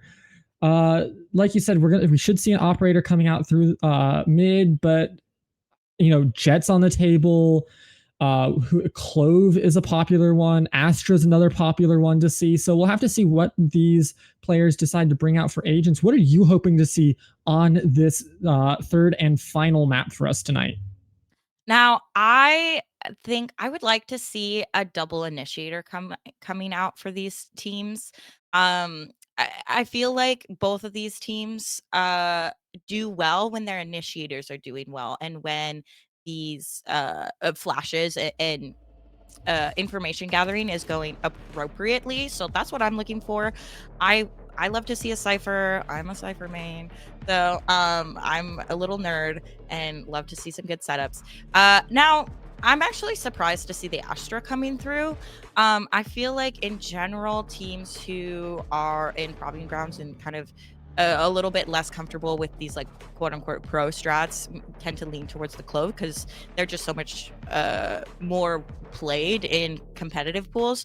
So I'm happy to see it though, Isaiah, going into that Astra, and we're actually going to be seeing a double controller, double initiator from EKKO. Meanwhile, we've got a double initiator Senti controller from Comet. So 2 slightly different comps, and I'm looking forward to see what happens out of that. Yeah, I mean, it's definitely one that's interesting. My biggest question, though, that I have to say is that for Comet, they lack a little bit more in those fundamentals, so I really need to see them step up. They stepped up in bind, but there were still moments where they completely faltered, and Abyss is one where if you falter that little bit, you're gonna really struggle. And whenever you're running a composition like this, it's going to be hard to get going if you can't rely on those fundamentals. Now, for the side of EKKO, their fundamentals were decent in map 1. In map 2, they really faltered. They had some brilliant flashes, but they faltered heavily in map 2, going up against the firepower that Comet had. So in map 3, now with a little bit more of a fringe comp, I will call it, I worry about them and what they're able to do. We just might see this descend into absolute chaos. I wouldn't be too mad about some chaos. And yeah, I do like what you're saying about EKKO because they don't have a Sentinel here, and they've struggled the most probably with their map awareness and retaining space. And so without a Sentinel, of course, they're even starting defense without a Sentinel. So I'm a little bit worried about their ability to hang on to space and stay aware of where Comet is playing with this attack. Now we have a little player disconnect, so we might need to take a little moment to pause while we get all these players back into the lobby. But that's good because it means it gives us more time to talk because us, we love to yap about things. And it's really going to come down to, we can see them stacking mid. Mid control is probably one of the easiest places to rotate through. You want to have control event if you're going for A, because that will allow you, so it's either you go through A main or you also take vent control at the same time, and that allows you to clear out that, like, it's that pseudo heaven spot in A where they can kind of control A main and site at the same time. What I want to see is that flanking happening if you're going to be taking that site. And then as for B, it's really all about landing your shots and stopping them from being able to have control over Operator's Paradise. Because that's where they love to play. They love to play out of the back of that site to make things happen. Yeah, absolutely. Something else I want to talk about a little bit is Comet's duelists. So we saw on Ascent, Razine is the one playing onto the Jet, and Blink is playing into that Sova. When we got to Bind, it was actually Blink playing the Raze. So now we're back to Razine on their main duelist here. And I really want to see Razine unlock themselves. Here they are pushing right up and not able to find that early kill. That's really tough. Only a classic in hand against a Ghost. And that being said, their teammates picking up the slack on the other side, taking out 2. And it's getting a little bit crazy towards mid. Spike gonna be finally planted on B, but that was a full firefight on mid. Yeah, and you have to be landing those shots. Whenever you're holding corners like that, you have to be landing those shots. And whenever they don't happen, whenever you don't land them, you really, like, now I'm starting to question whether or not EKKO really has what it takes in terms of the gunplay to make a play for this map and have a shot at winning it. Because first and foremost, this is a shooter. And if you can't land shots, you're not going to win the game. And these are the most basic of shots that you need to be landing. Wait, really? This is I thought this is in League of Legends? Having just produced League of Legends earlier today, I can definitively and expertly say that it is absolutely not. Oh, good. Now we're seeing this buy round. Razine pushing deep, doing exactly what I asked of them, taking this space on the site and taking out 1. Gonna be traded, but players and numbers in favor of Comet as they have the gun advantage into this round. Only 2 players left, gonna be just spotted out through smokes. Raz locking things down on this Sova, able to pick up some, but Omari from over the top and cleaning things up. Only 2 guns carried over. That's sucks a little bit, but not a bad way to go. I think, you know, you talked about this raw firepower coming out from EKKO, and you know, because this last round we don't need to worry about that. It was a boring round. They had the gun advantage, and now I lost my train of thought. Turn it over to you. I mean, it's understandable. Like the firepower that Comet is coming out with, they're landing the shots, they're able to take the space that they need to. This Jet is playing it out the way that they need to in order to make it happen. The big things that I still want to see is the rest of the team filling in that space. It's one thing to take the space, it's another to fill in behind and make sure that you can defend that space. As Nezumi came out big there, is gonna get detained by that Thrash. Should get taken down here, but look at Razine picking up 3 strikes, and you are out. As the spike has been planted, there's only 2 members left of EKKO, now 2 for the side, as Razine is able to pick up 4 before they go down into Nebzera's on 3 HP. Ren has 100. Are they going to be able to find the kill? Yes, they will. 3 strikes and you're out of the ball game, but the ball game wasn't out because there was still Ren stepping up into the batter's box and taking that round for the side of EKKO. Yeah, and I think both Ren and Razine struggled to fully unlock their potential on Ascent on these Jets. And we're really seeing them do that here in these rounds.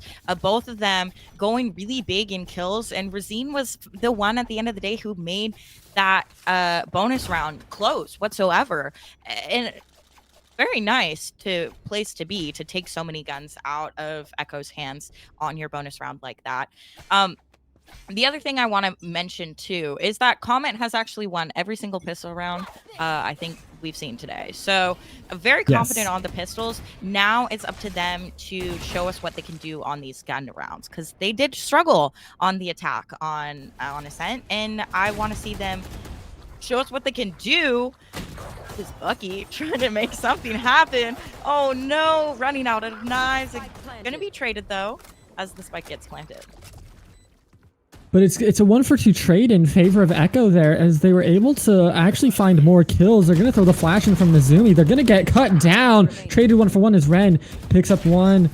As it's all up to Isaiah, but Isaiah falls to Amori.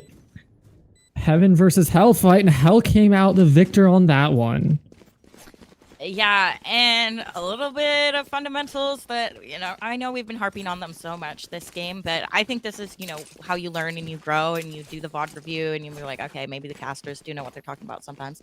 And Occasionally. being caught with your util out is a really tough place to be in those situations. I think that kind of might have been one of the changers of that round and ultimately costing EKKO the round.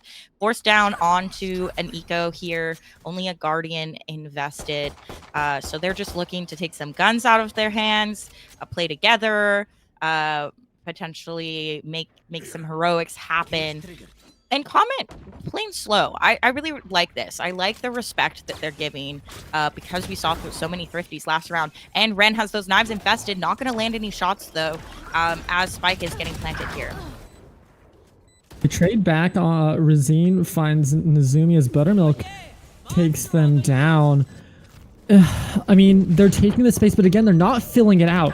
You still have Cypher is still basically sitting back in spawn for all intents and purposes for this fight. They shouldn't. They're not filling out the space. Yes, it's now a 2v1. Amori is taken low and is able to find that last kill. But I'm going to harp on this time and time again. Whenever you take space and then you don't fill it out, you don't actually control that space. If there's only one member pushed up and the rest of your team is still 50 yards behind you and not actually following behind, and they're just sitting back doing nothing. Yeah, and something we're seeing in this replay as well was Amori invested this Thrash into the round, did detain somebody, but there wasn't enough people there to take advantage of the detain. It did slow things down a little bit, but I would have liked to see that Thrash invested maybe a little bit later so that one of their teammates could have successfully gotten a kill off the back of that Thrash. Okay. That was something that we saw there. It is looking like a little bit better here for EKKO as they were able to cash them out in mid and spray through that smoke, and Blink is going to have a tough time on their hands. Oh, they saw a pixel of Isaiah's head and took them down. So now it's a 3v2, a little bit more manageable, but still not an easy time for everybody. Is a second one for Blink in the same spot means that they have complete control over A side at this point. They're going to be able to get the spike planted with 50 seconds left on the clock. And now joined by their teammate here as well, who's hanging out back towards A main. Yeah. So now they get to go back and play this post plant together. Right here. Really well done. They threw up that wall. Some interesting play here is they've backed fully out of sight. This is new to me. Yeah, I don't know how I feel about this. Oh, we do have the suck available. Okay, I like this. Now we should be seeing them pushing up. All the util gonna be spent, and Nezumi with this spray down, mow down, cleaning up the last two players left alive. And oh, that's a real tough one to lose for Comet. You know, the round was close, and I'm sure EKKO feels really happy that they were able to clutch that one out because they went in with such an advantage at the beginning of the round. But oh my goodness, the peeking out, lining yourselves up for the spray down is a mistake that you hate to see. And I think the mistake started with them backing fully out of A main there for no reason. They gave up so much space instead of trying to contest it that for EKKO, they were able to take that space freely, set up their shots, and then just stick the defuse for no reason. Like, these are the things that you don't do for this reason. You don't want to play scared when you have all that space already. Yeah. It's just time and time again, these things are happening. Yeah, timeout being called here by EKKO, which is fair because they had a real lock onto that round. That round should have been in the bag for them. Yes, they still won it out, but not the way they wanted to. They gave Blink too many kills onto that round, and they made that round so possible. Once again, some of that coordination towards mid, not being quite aware that you're visible behind a box, and then, you know, not being aware of the positioning of Blink after that second kill coming through, almost cost them a round.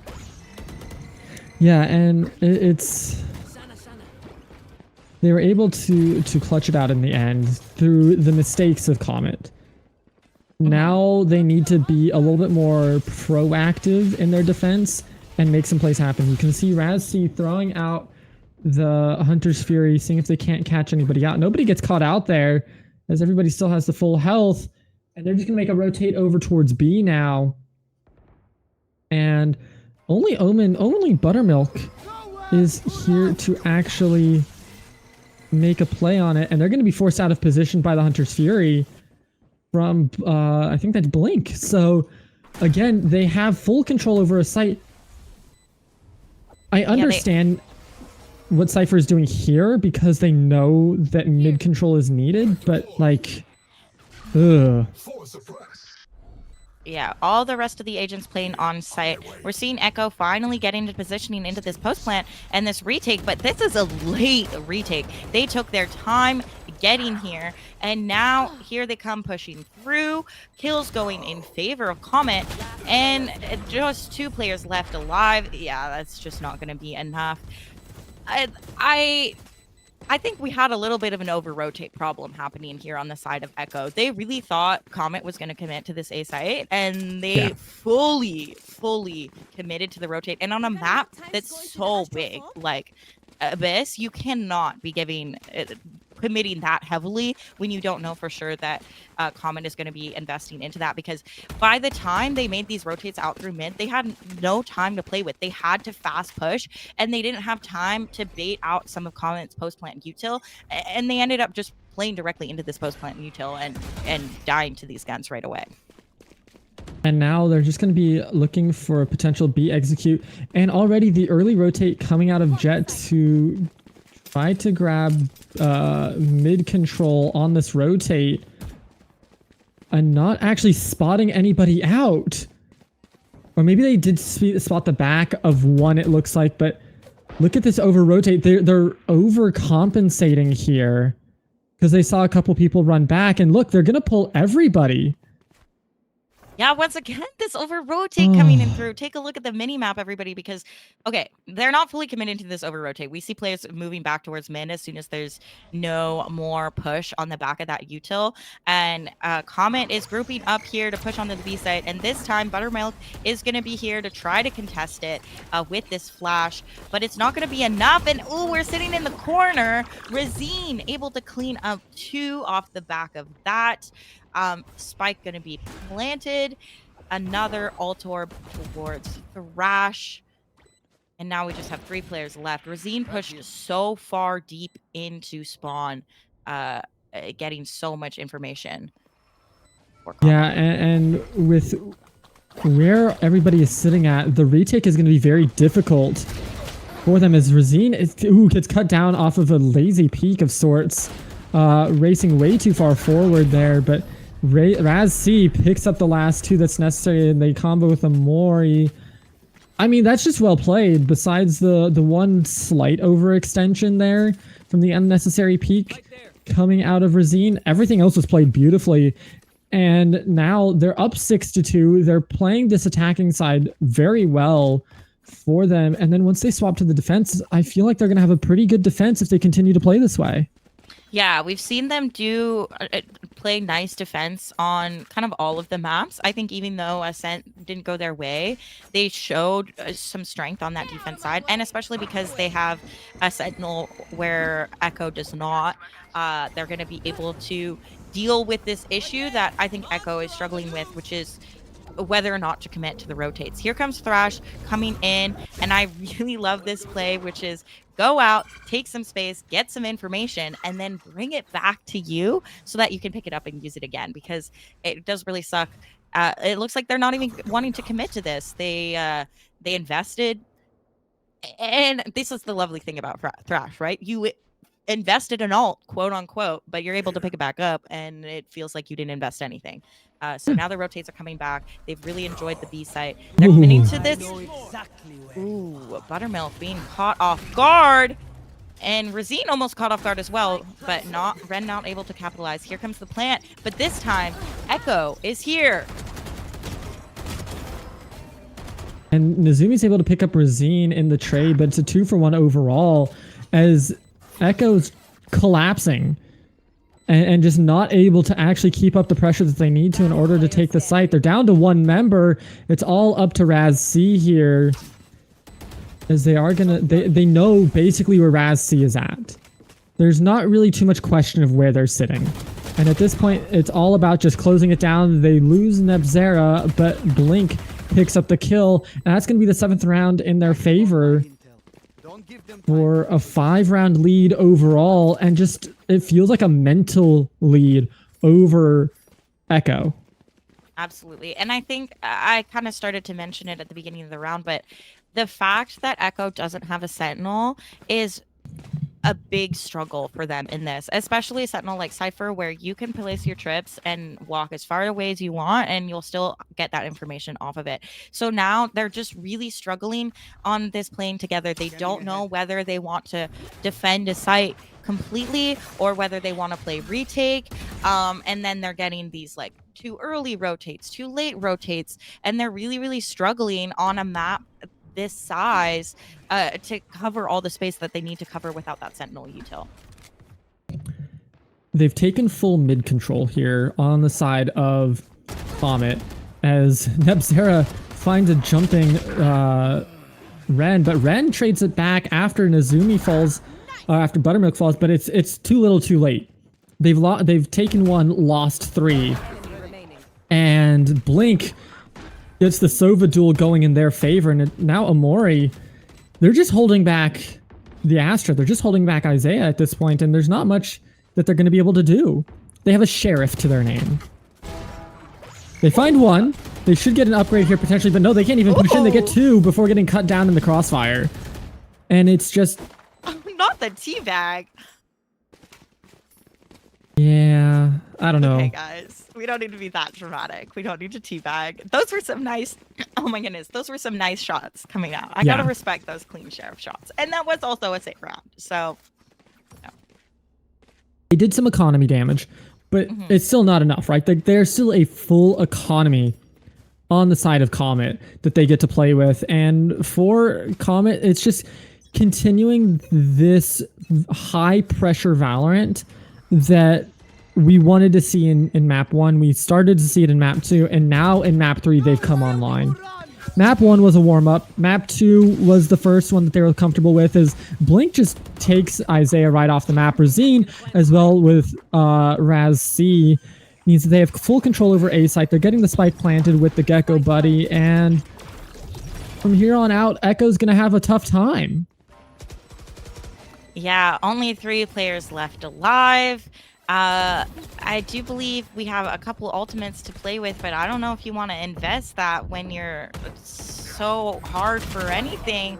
And then, oh my goodness, this beautiful team play of crunching space. Ren able to pick up 1, able to pick up 2, but time is dwindling.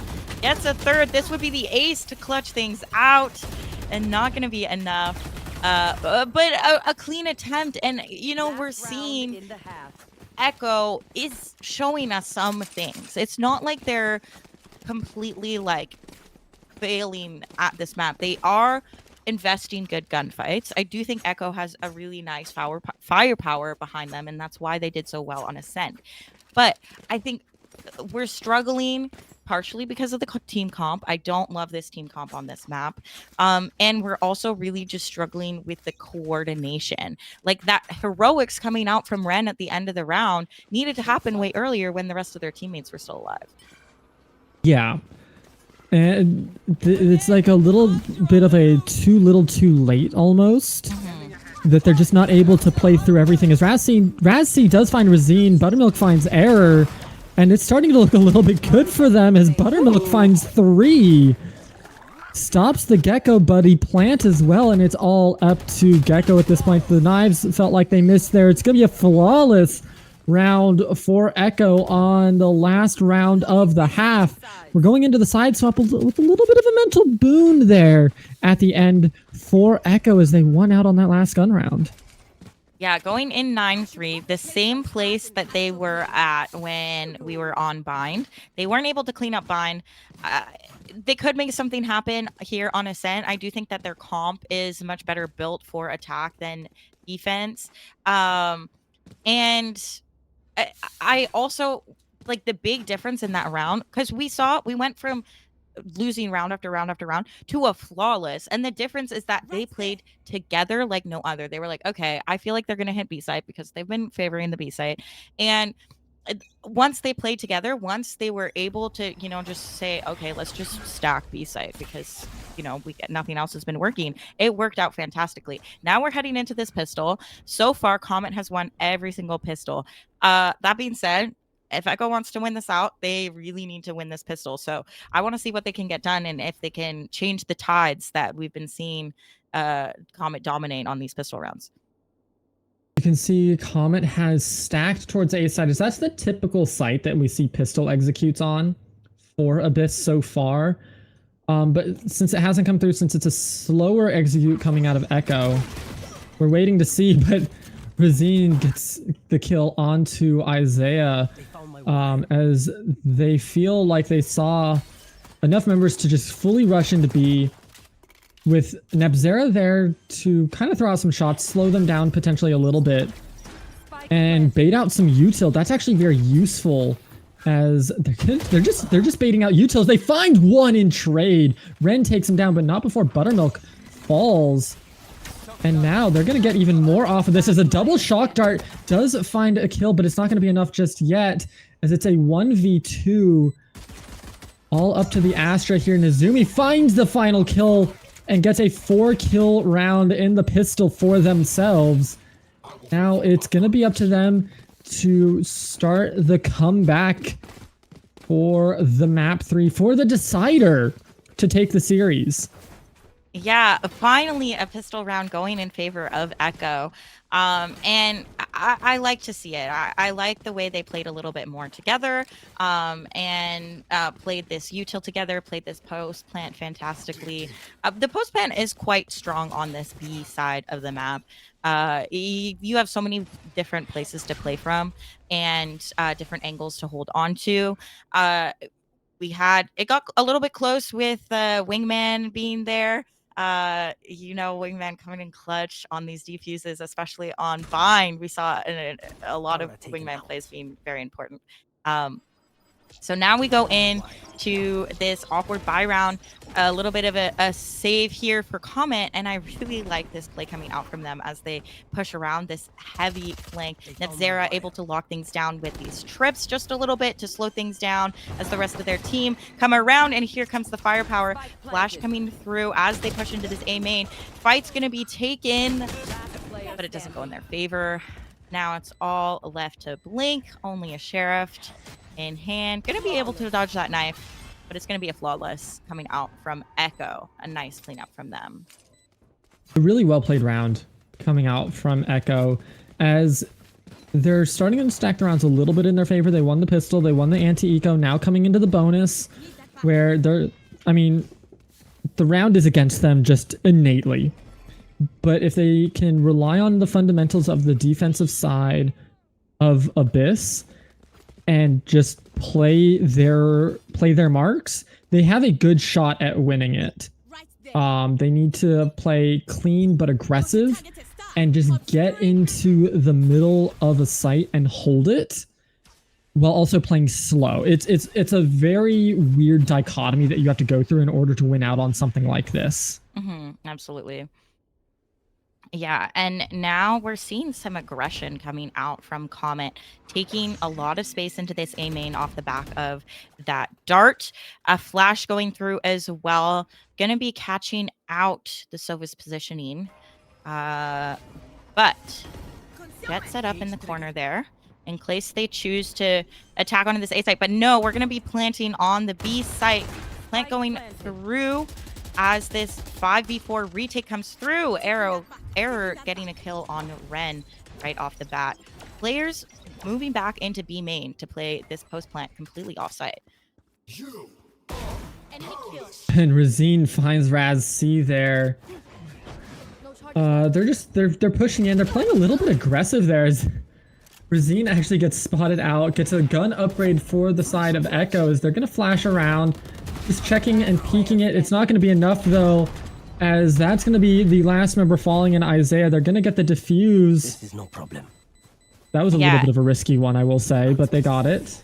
Yeah, Nepsira wanting to secure that ult orb for the. Oh, something. That's the fun of playing Cypher. But yeah, I don't love EKKO playing completely off site for this last post plant.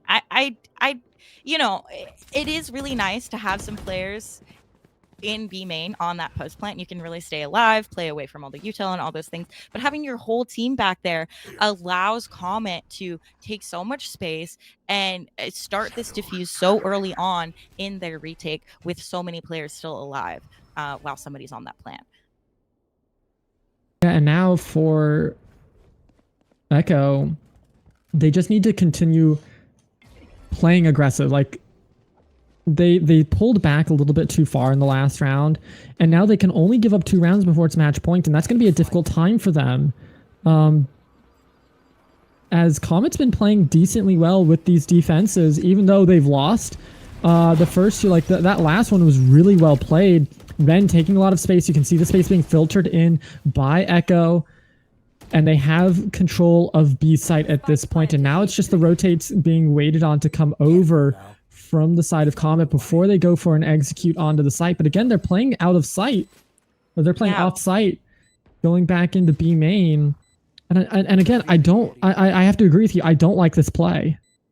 Yeah, we still have a Cypher cam available. That being said, Comet really taking their time, waiting for those smokes to come back online. Now we're finally seeing this push into site. Nepzera taking the aggressive positioning and pushing all these players back with these flashes, while Razine sticks the defuse. And once again, despite the fact that almost all their players are going to die, they're still able to lock down this beautiful retake because they have so much utility to play with. They popped the smoke that denied the vision, and then they had this this flash coming through that took up, I think they got all 4 players on that Gekko flash. And then Nepzera is already playing into the smoke. So once all the players get pushed back, look at this, able to push in, not, you know, dying eventually, but teammates there to trade them out. And then meanwhile, the spike's being diffused the whole time. What a beautiful post plant coming in from Comet, and a bit of a fumble out of EKKO to play off site after it failed the first time. Now we're getting some aggression towards mid. Hello. Pushing up deep into spawn with Comet. Trades going back and forth, so it's gonna be a 1-for-1. But no, Isaiah and Ren picking up 2, and now it's all left to Error and Nazim. And I mean, that's a rough time. Like, with losing out on so many guns, there's gonna be a lot of upgrades. It was very confusing with the aggression coming out, and just not spotting, not checking the corners. That is some interesting gameplay coming out there, as finally Error goes down, but now it's a very doable 1v2 for Nepzera, and we've seen them do it before. The spike has not been planted. They're going to start backing away out of B site, knowing that that's going to be the rotate that's coming through, and they're going to walk back over towards a site, but because it's Cypher, they can easily check it and get an early rotate off if they need to. Yeah, Nebzine is fully set up on the A site with that trip and the cam that's looking deep into A main. So they're able to really comfortably hang out on this B site before they start rotating. Here's right around when I would want to be rotating. I would have maybe started a touch sooner. They're going to let the plant go off, trip being broken. But now they're a decent way towards the map before the spike gets planted. Nevzera choosing to play onto the flank instead of coming from defender spawn. I like this play, but unfortunately Ren is going to be aware and is going to clean up that kill and cleaning things out. Now, this round, we need to talk about it a little bit because why are we pushing mid so aggressively when we have the gun advantage? I just don't love that play. You know, we don't want to give guns away like that. Timeout being called from Razine, I think this is a good choice because now we're actually forced down onto an EKKO just about, or a half buy. And after winning 2 rounds in a row, that's really not where you want your economy to be. No, you really don't want your economy there. You need to, for this round for Comet, it's all about just dishing out some economy damage, making sure that if you can win out on the round, take it. But really, you're looking for kills to dish out economy damage onto EKKO because their economy is still not secure. Yes, they've won a few rounds, but that's not enough to really secure your economy enough where if you lose enough members but still win the round, that you're in a comfortable position for rounds after that. Because this is really going to be like a half buy round from what I'm seeing in terms of the economy on Comet. It's a half buy, probably Sheriffs, maybe that Guardian coming out of Error if they decide to keep that. And whenever you have something like that, it is all about just dishing out the economy damage to the other side. And if you can get some upgrades and win the round, great. If you can't, at least you took down 3, 4, or 5 members before the spike, before you lose that round. Yeah, I like that EKKO's playing this nice, fast push onto A. Gonna be catching out Razine with some early damage, and Razine's gonna go down. Now, this is how you want to play an anti-EKKO. Playing together, not giving away any guns, and pushing fast into this A site. Amari trying to make something happen, but unable to find any kills onto that Sheriff. Now we have a full 5-man post-plant. Errors here with a Guardian, but it's gonna take some heroics to turn this round around. It's really up to these last 2 players to just find some kills, like you said, do some damage. There's 1, there's 2, there's 3. Now we're down to a 2v2. Nevzera finally going down, finally being taken care of. But Error coming in clutch with the retake. Oh my goodness. A 4K for Error and a clutch to bring us to map point. What some easy... Well, maybe not easy, but a clean thrifty out of Error. It's easy for us. Round from them. Easy for us. We're just watching and commentating. It's hard for them. That's the difference there. Yeah. It's easy for us. But no, it was a really good round coming out of a Comet there. Error coming up huge with that clutch up with the 4K to put them onto match point. Now it's backs against the wall for EKKO. They have a very botched buy coming out. You can see that they're having to kind of swap around. They have 2 Bulldogs, a Phantom, and 2 Vandals, and a couple of half shields and some full shields. Like, this is not the buy that you want. Ren popping those knives, saying, we gotta go, and we gotta go now. Playing hyper aggressive, taking the space, getting up into that vents area, and making sure that there's no one up there as the rest of the squad gets the plant off. This is how they need to play, because this is what's been successful for them in this map. But there's still a lot that they have left to do. And with Razine, with this op, I start to worry a little bit about their chances. There they go, they drop, and they immediately drop that op, pick up the Vandal. But Ren on the flank through vents picks up a trade kill there. So 2 for 1 there overall 3 now as they stop the Gekko buddy. And now it is all up to Error once again. Can they get the 1v4? They get 1, they don't get, they get 2, they get 3. Now it's all up to this 1v1. Razi left, but time is dwindling. Gets the kill. Is it going to be enough to get to the fuse for the mat point? No, it is not. Gonna choose to tie to fall damage instead of to the spike. But what an impressive retake. You know, it came down really close. It came down really to the heroics off of Error. A very impressive again 4 kills coming out from them. I want to see this retake happen just a touch faster. If they get there just a little bit faster, then that round is theirs, and GG's, like, game over. On the other side of EKKO, the way they're taking site is very well done. But that being said, they need to hang on to site a little bit more comfortably, and they need to hang on to the space where they're really struggling with holding on to this space. Now, Comet forced down to another EKKO. They're getting aggressive with these sheriffs. Blink able to take out 2. As he finds some damage. Now everybody backs away in a 1-for-2 trade. EKKO taking the worst of that, and they're actually on blinking health bars on 2 of them, essentially, on the Sova and the Gekko. They're going to bait the rotate out over towards B from Comet as EKKO now gets to push in. Back towards A. No one's here. They like that as they can get the spike planted. But now... The matter is, can they play this post plant successfully? Yeah, that's the hard part. I do believe they still have guns in their favor. We've seen Abzera with only a classic in hand. We're looking like all 3 players want to play towards main, which is where EKKO is going to be sitting. And there comes this Thrash. I like this investment. Gonna be taking out 1 and error once again with these beautiful shots, finding 2. Now it's all left to Racy and finding 1, but it's just not gonna be enough. Too much firepower behind this Comet, and they are gonna get the defuse off to win the map and this series. GG's, and congrats to Comet for taking us home with a thrifty. Yeah, a really well-played thrifty round to end off the reverse sweep in this 3-game set against EXL EKKO. Comet Esports Club coming out with the victory. And I think as expected, Error coming out with the MVP, some excellent clutches, and then Blink just playing really, really well as well. Just 100%, they dominated on that map, taking it 13-7, and as well on bind, they had a really good bind. We had big questions going in map 2 coming off of Ascent on whether they had the fundamentals necessary to play on bind and to play on Abyss, and they showed us that they do, and they were able to capitalize on the mistakes that EKKO were making.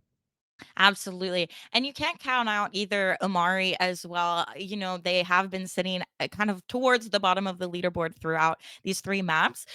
But I think it's because they're playing support exactly the way you need to play support, throwing out some really fantastic util. I love to see the thrashes coming out from Omari. They had fantastic flashes across all 3 maps, and really doing exactly what your support players should be doing.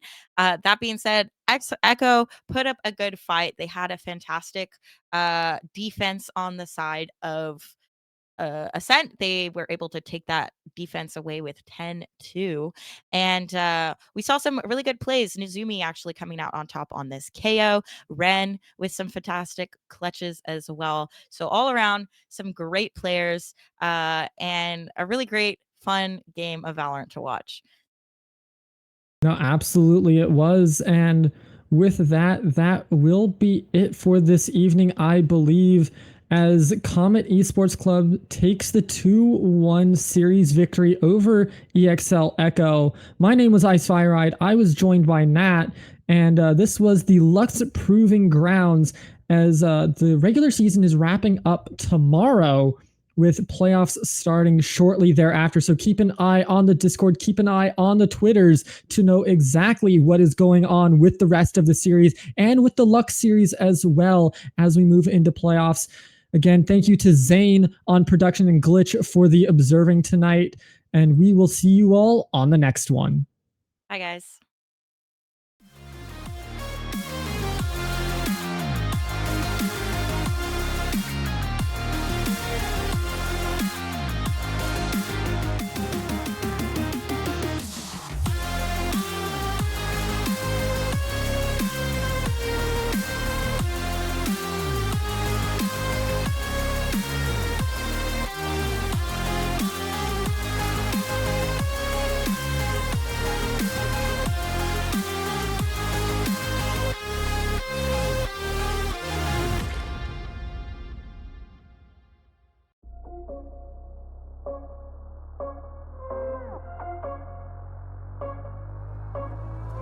Rising with each beat of the music is bringing little flames in the fire that keeps burning. We're inviting the night in.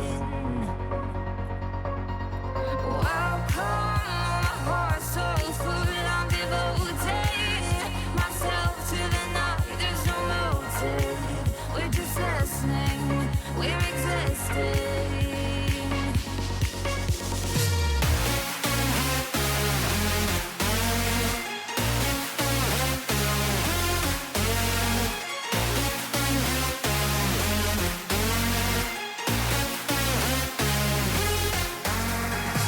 We stay when the music plays, the louds drop below, and the people sway.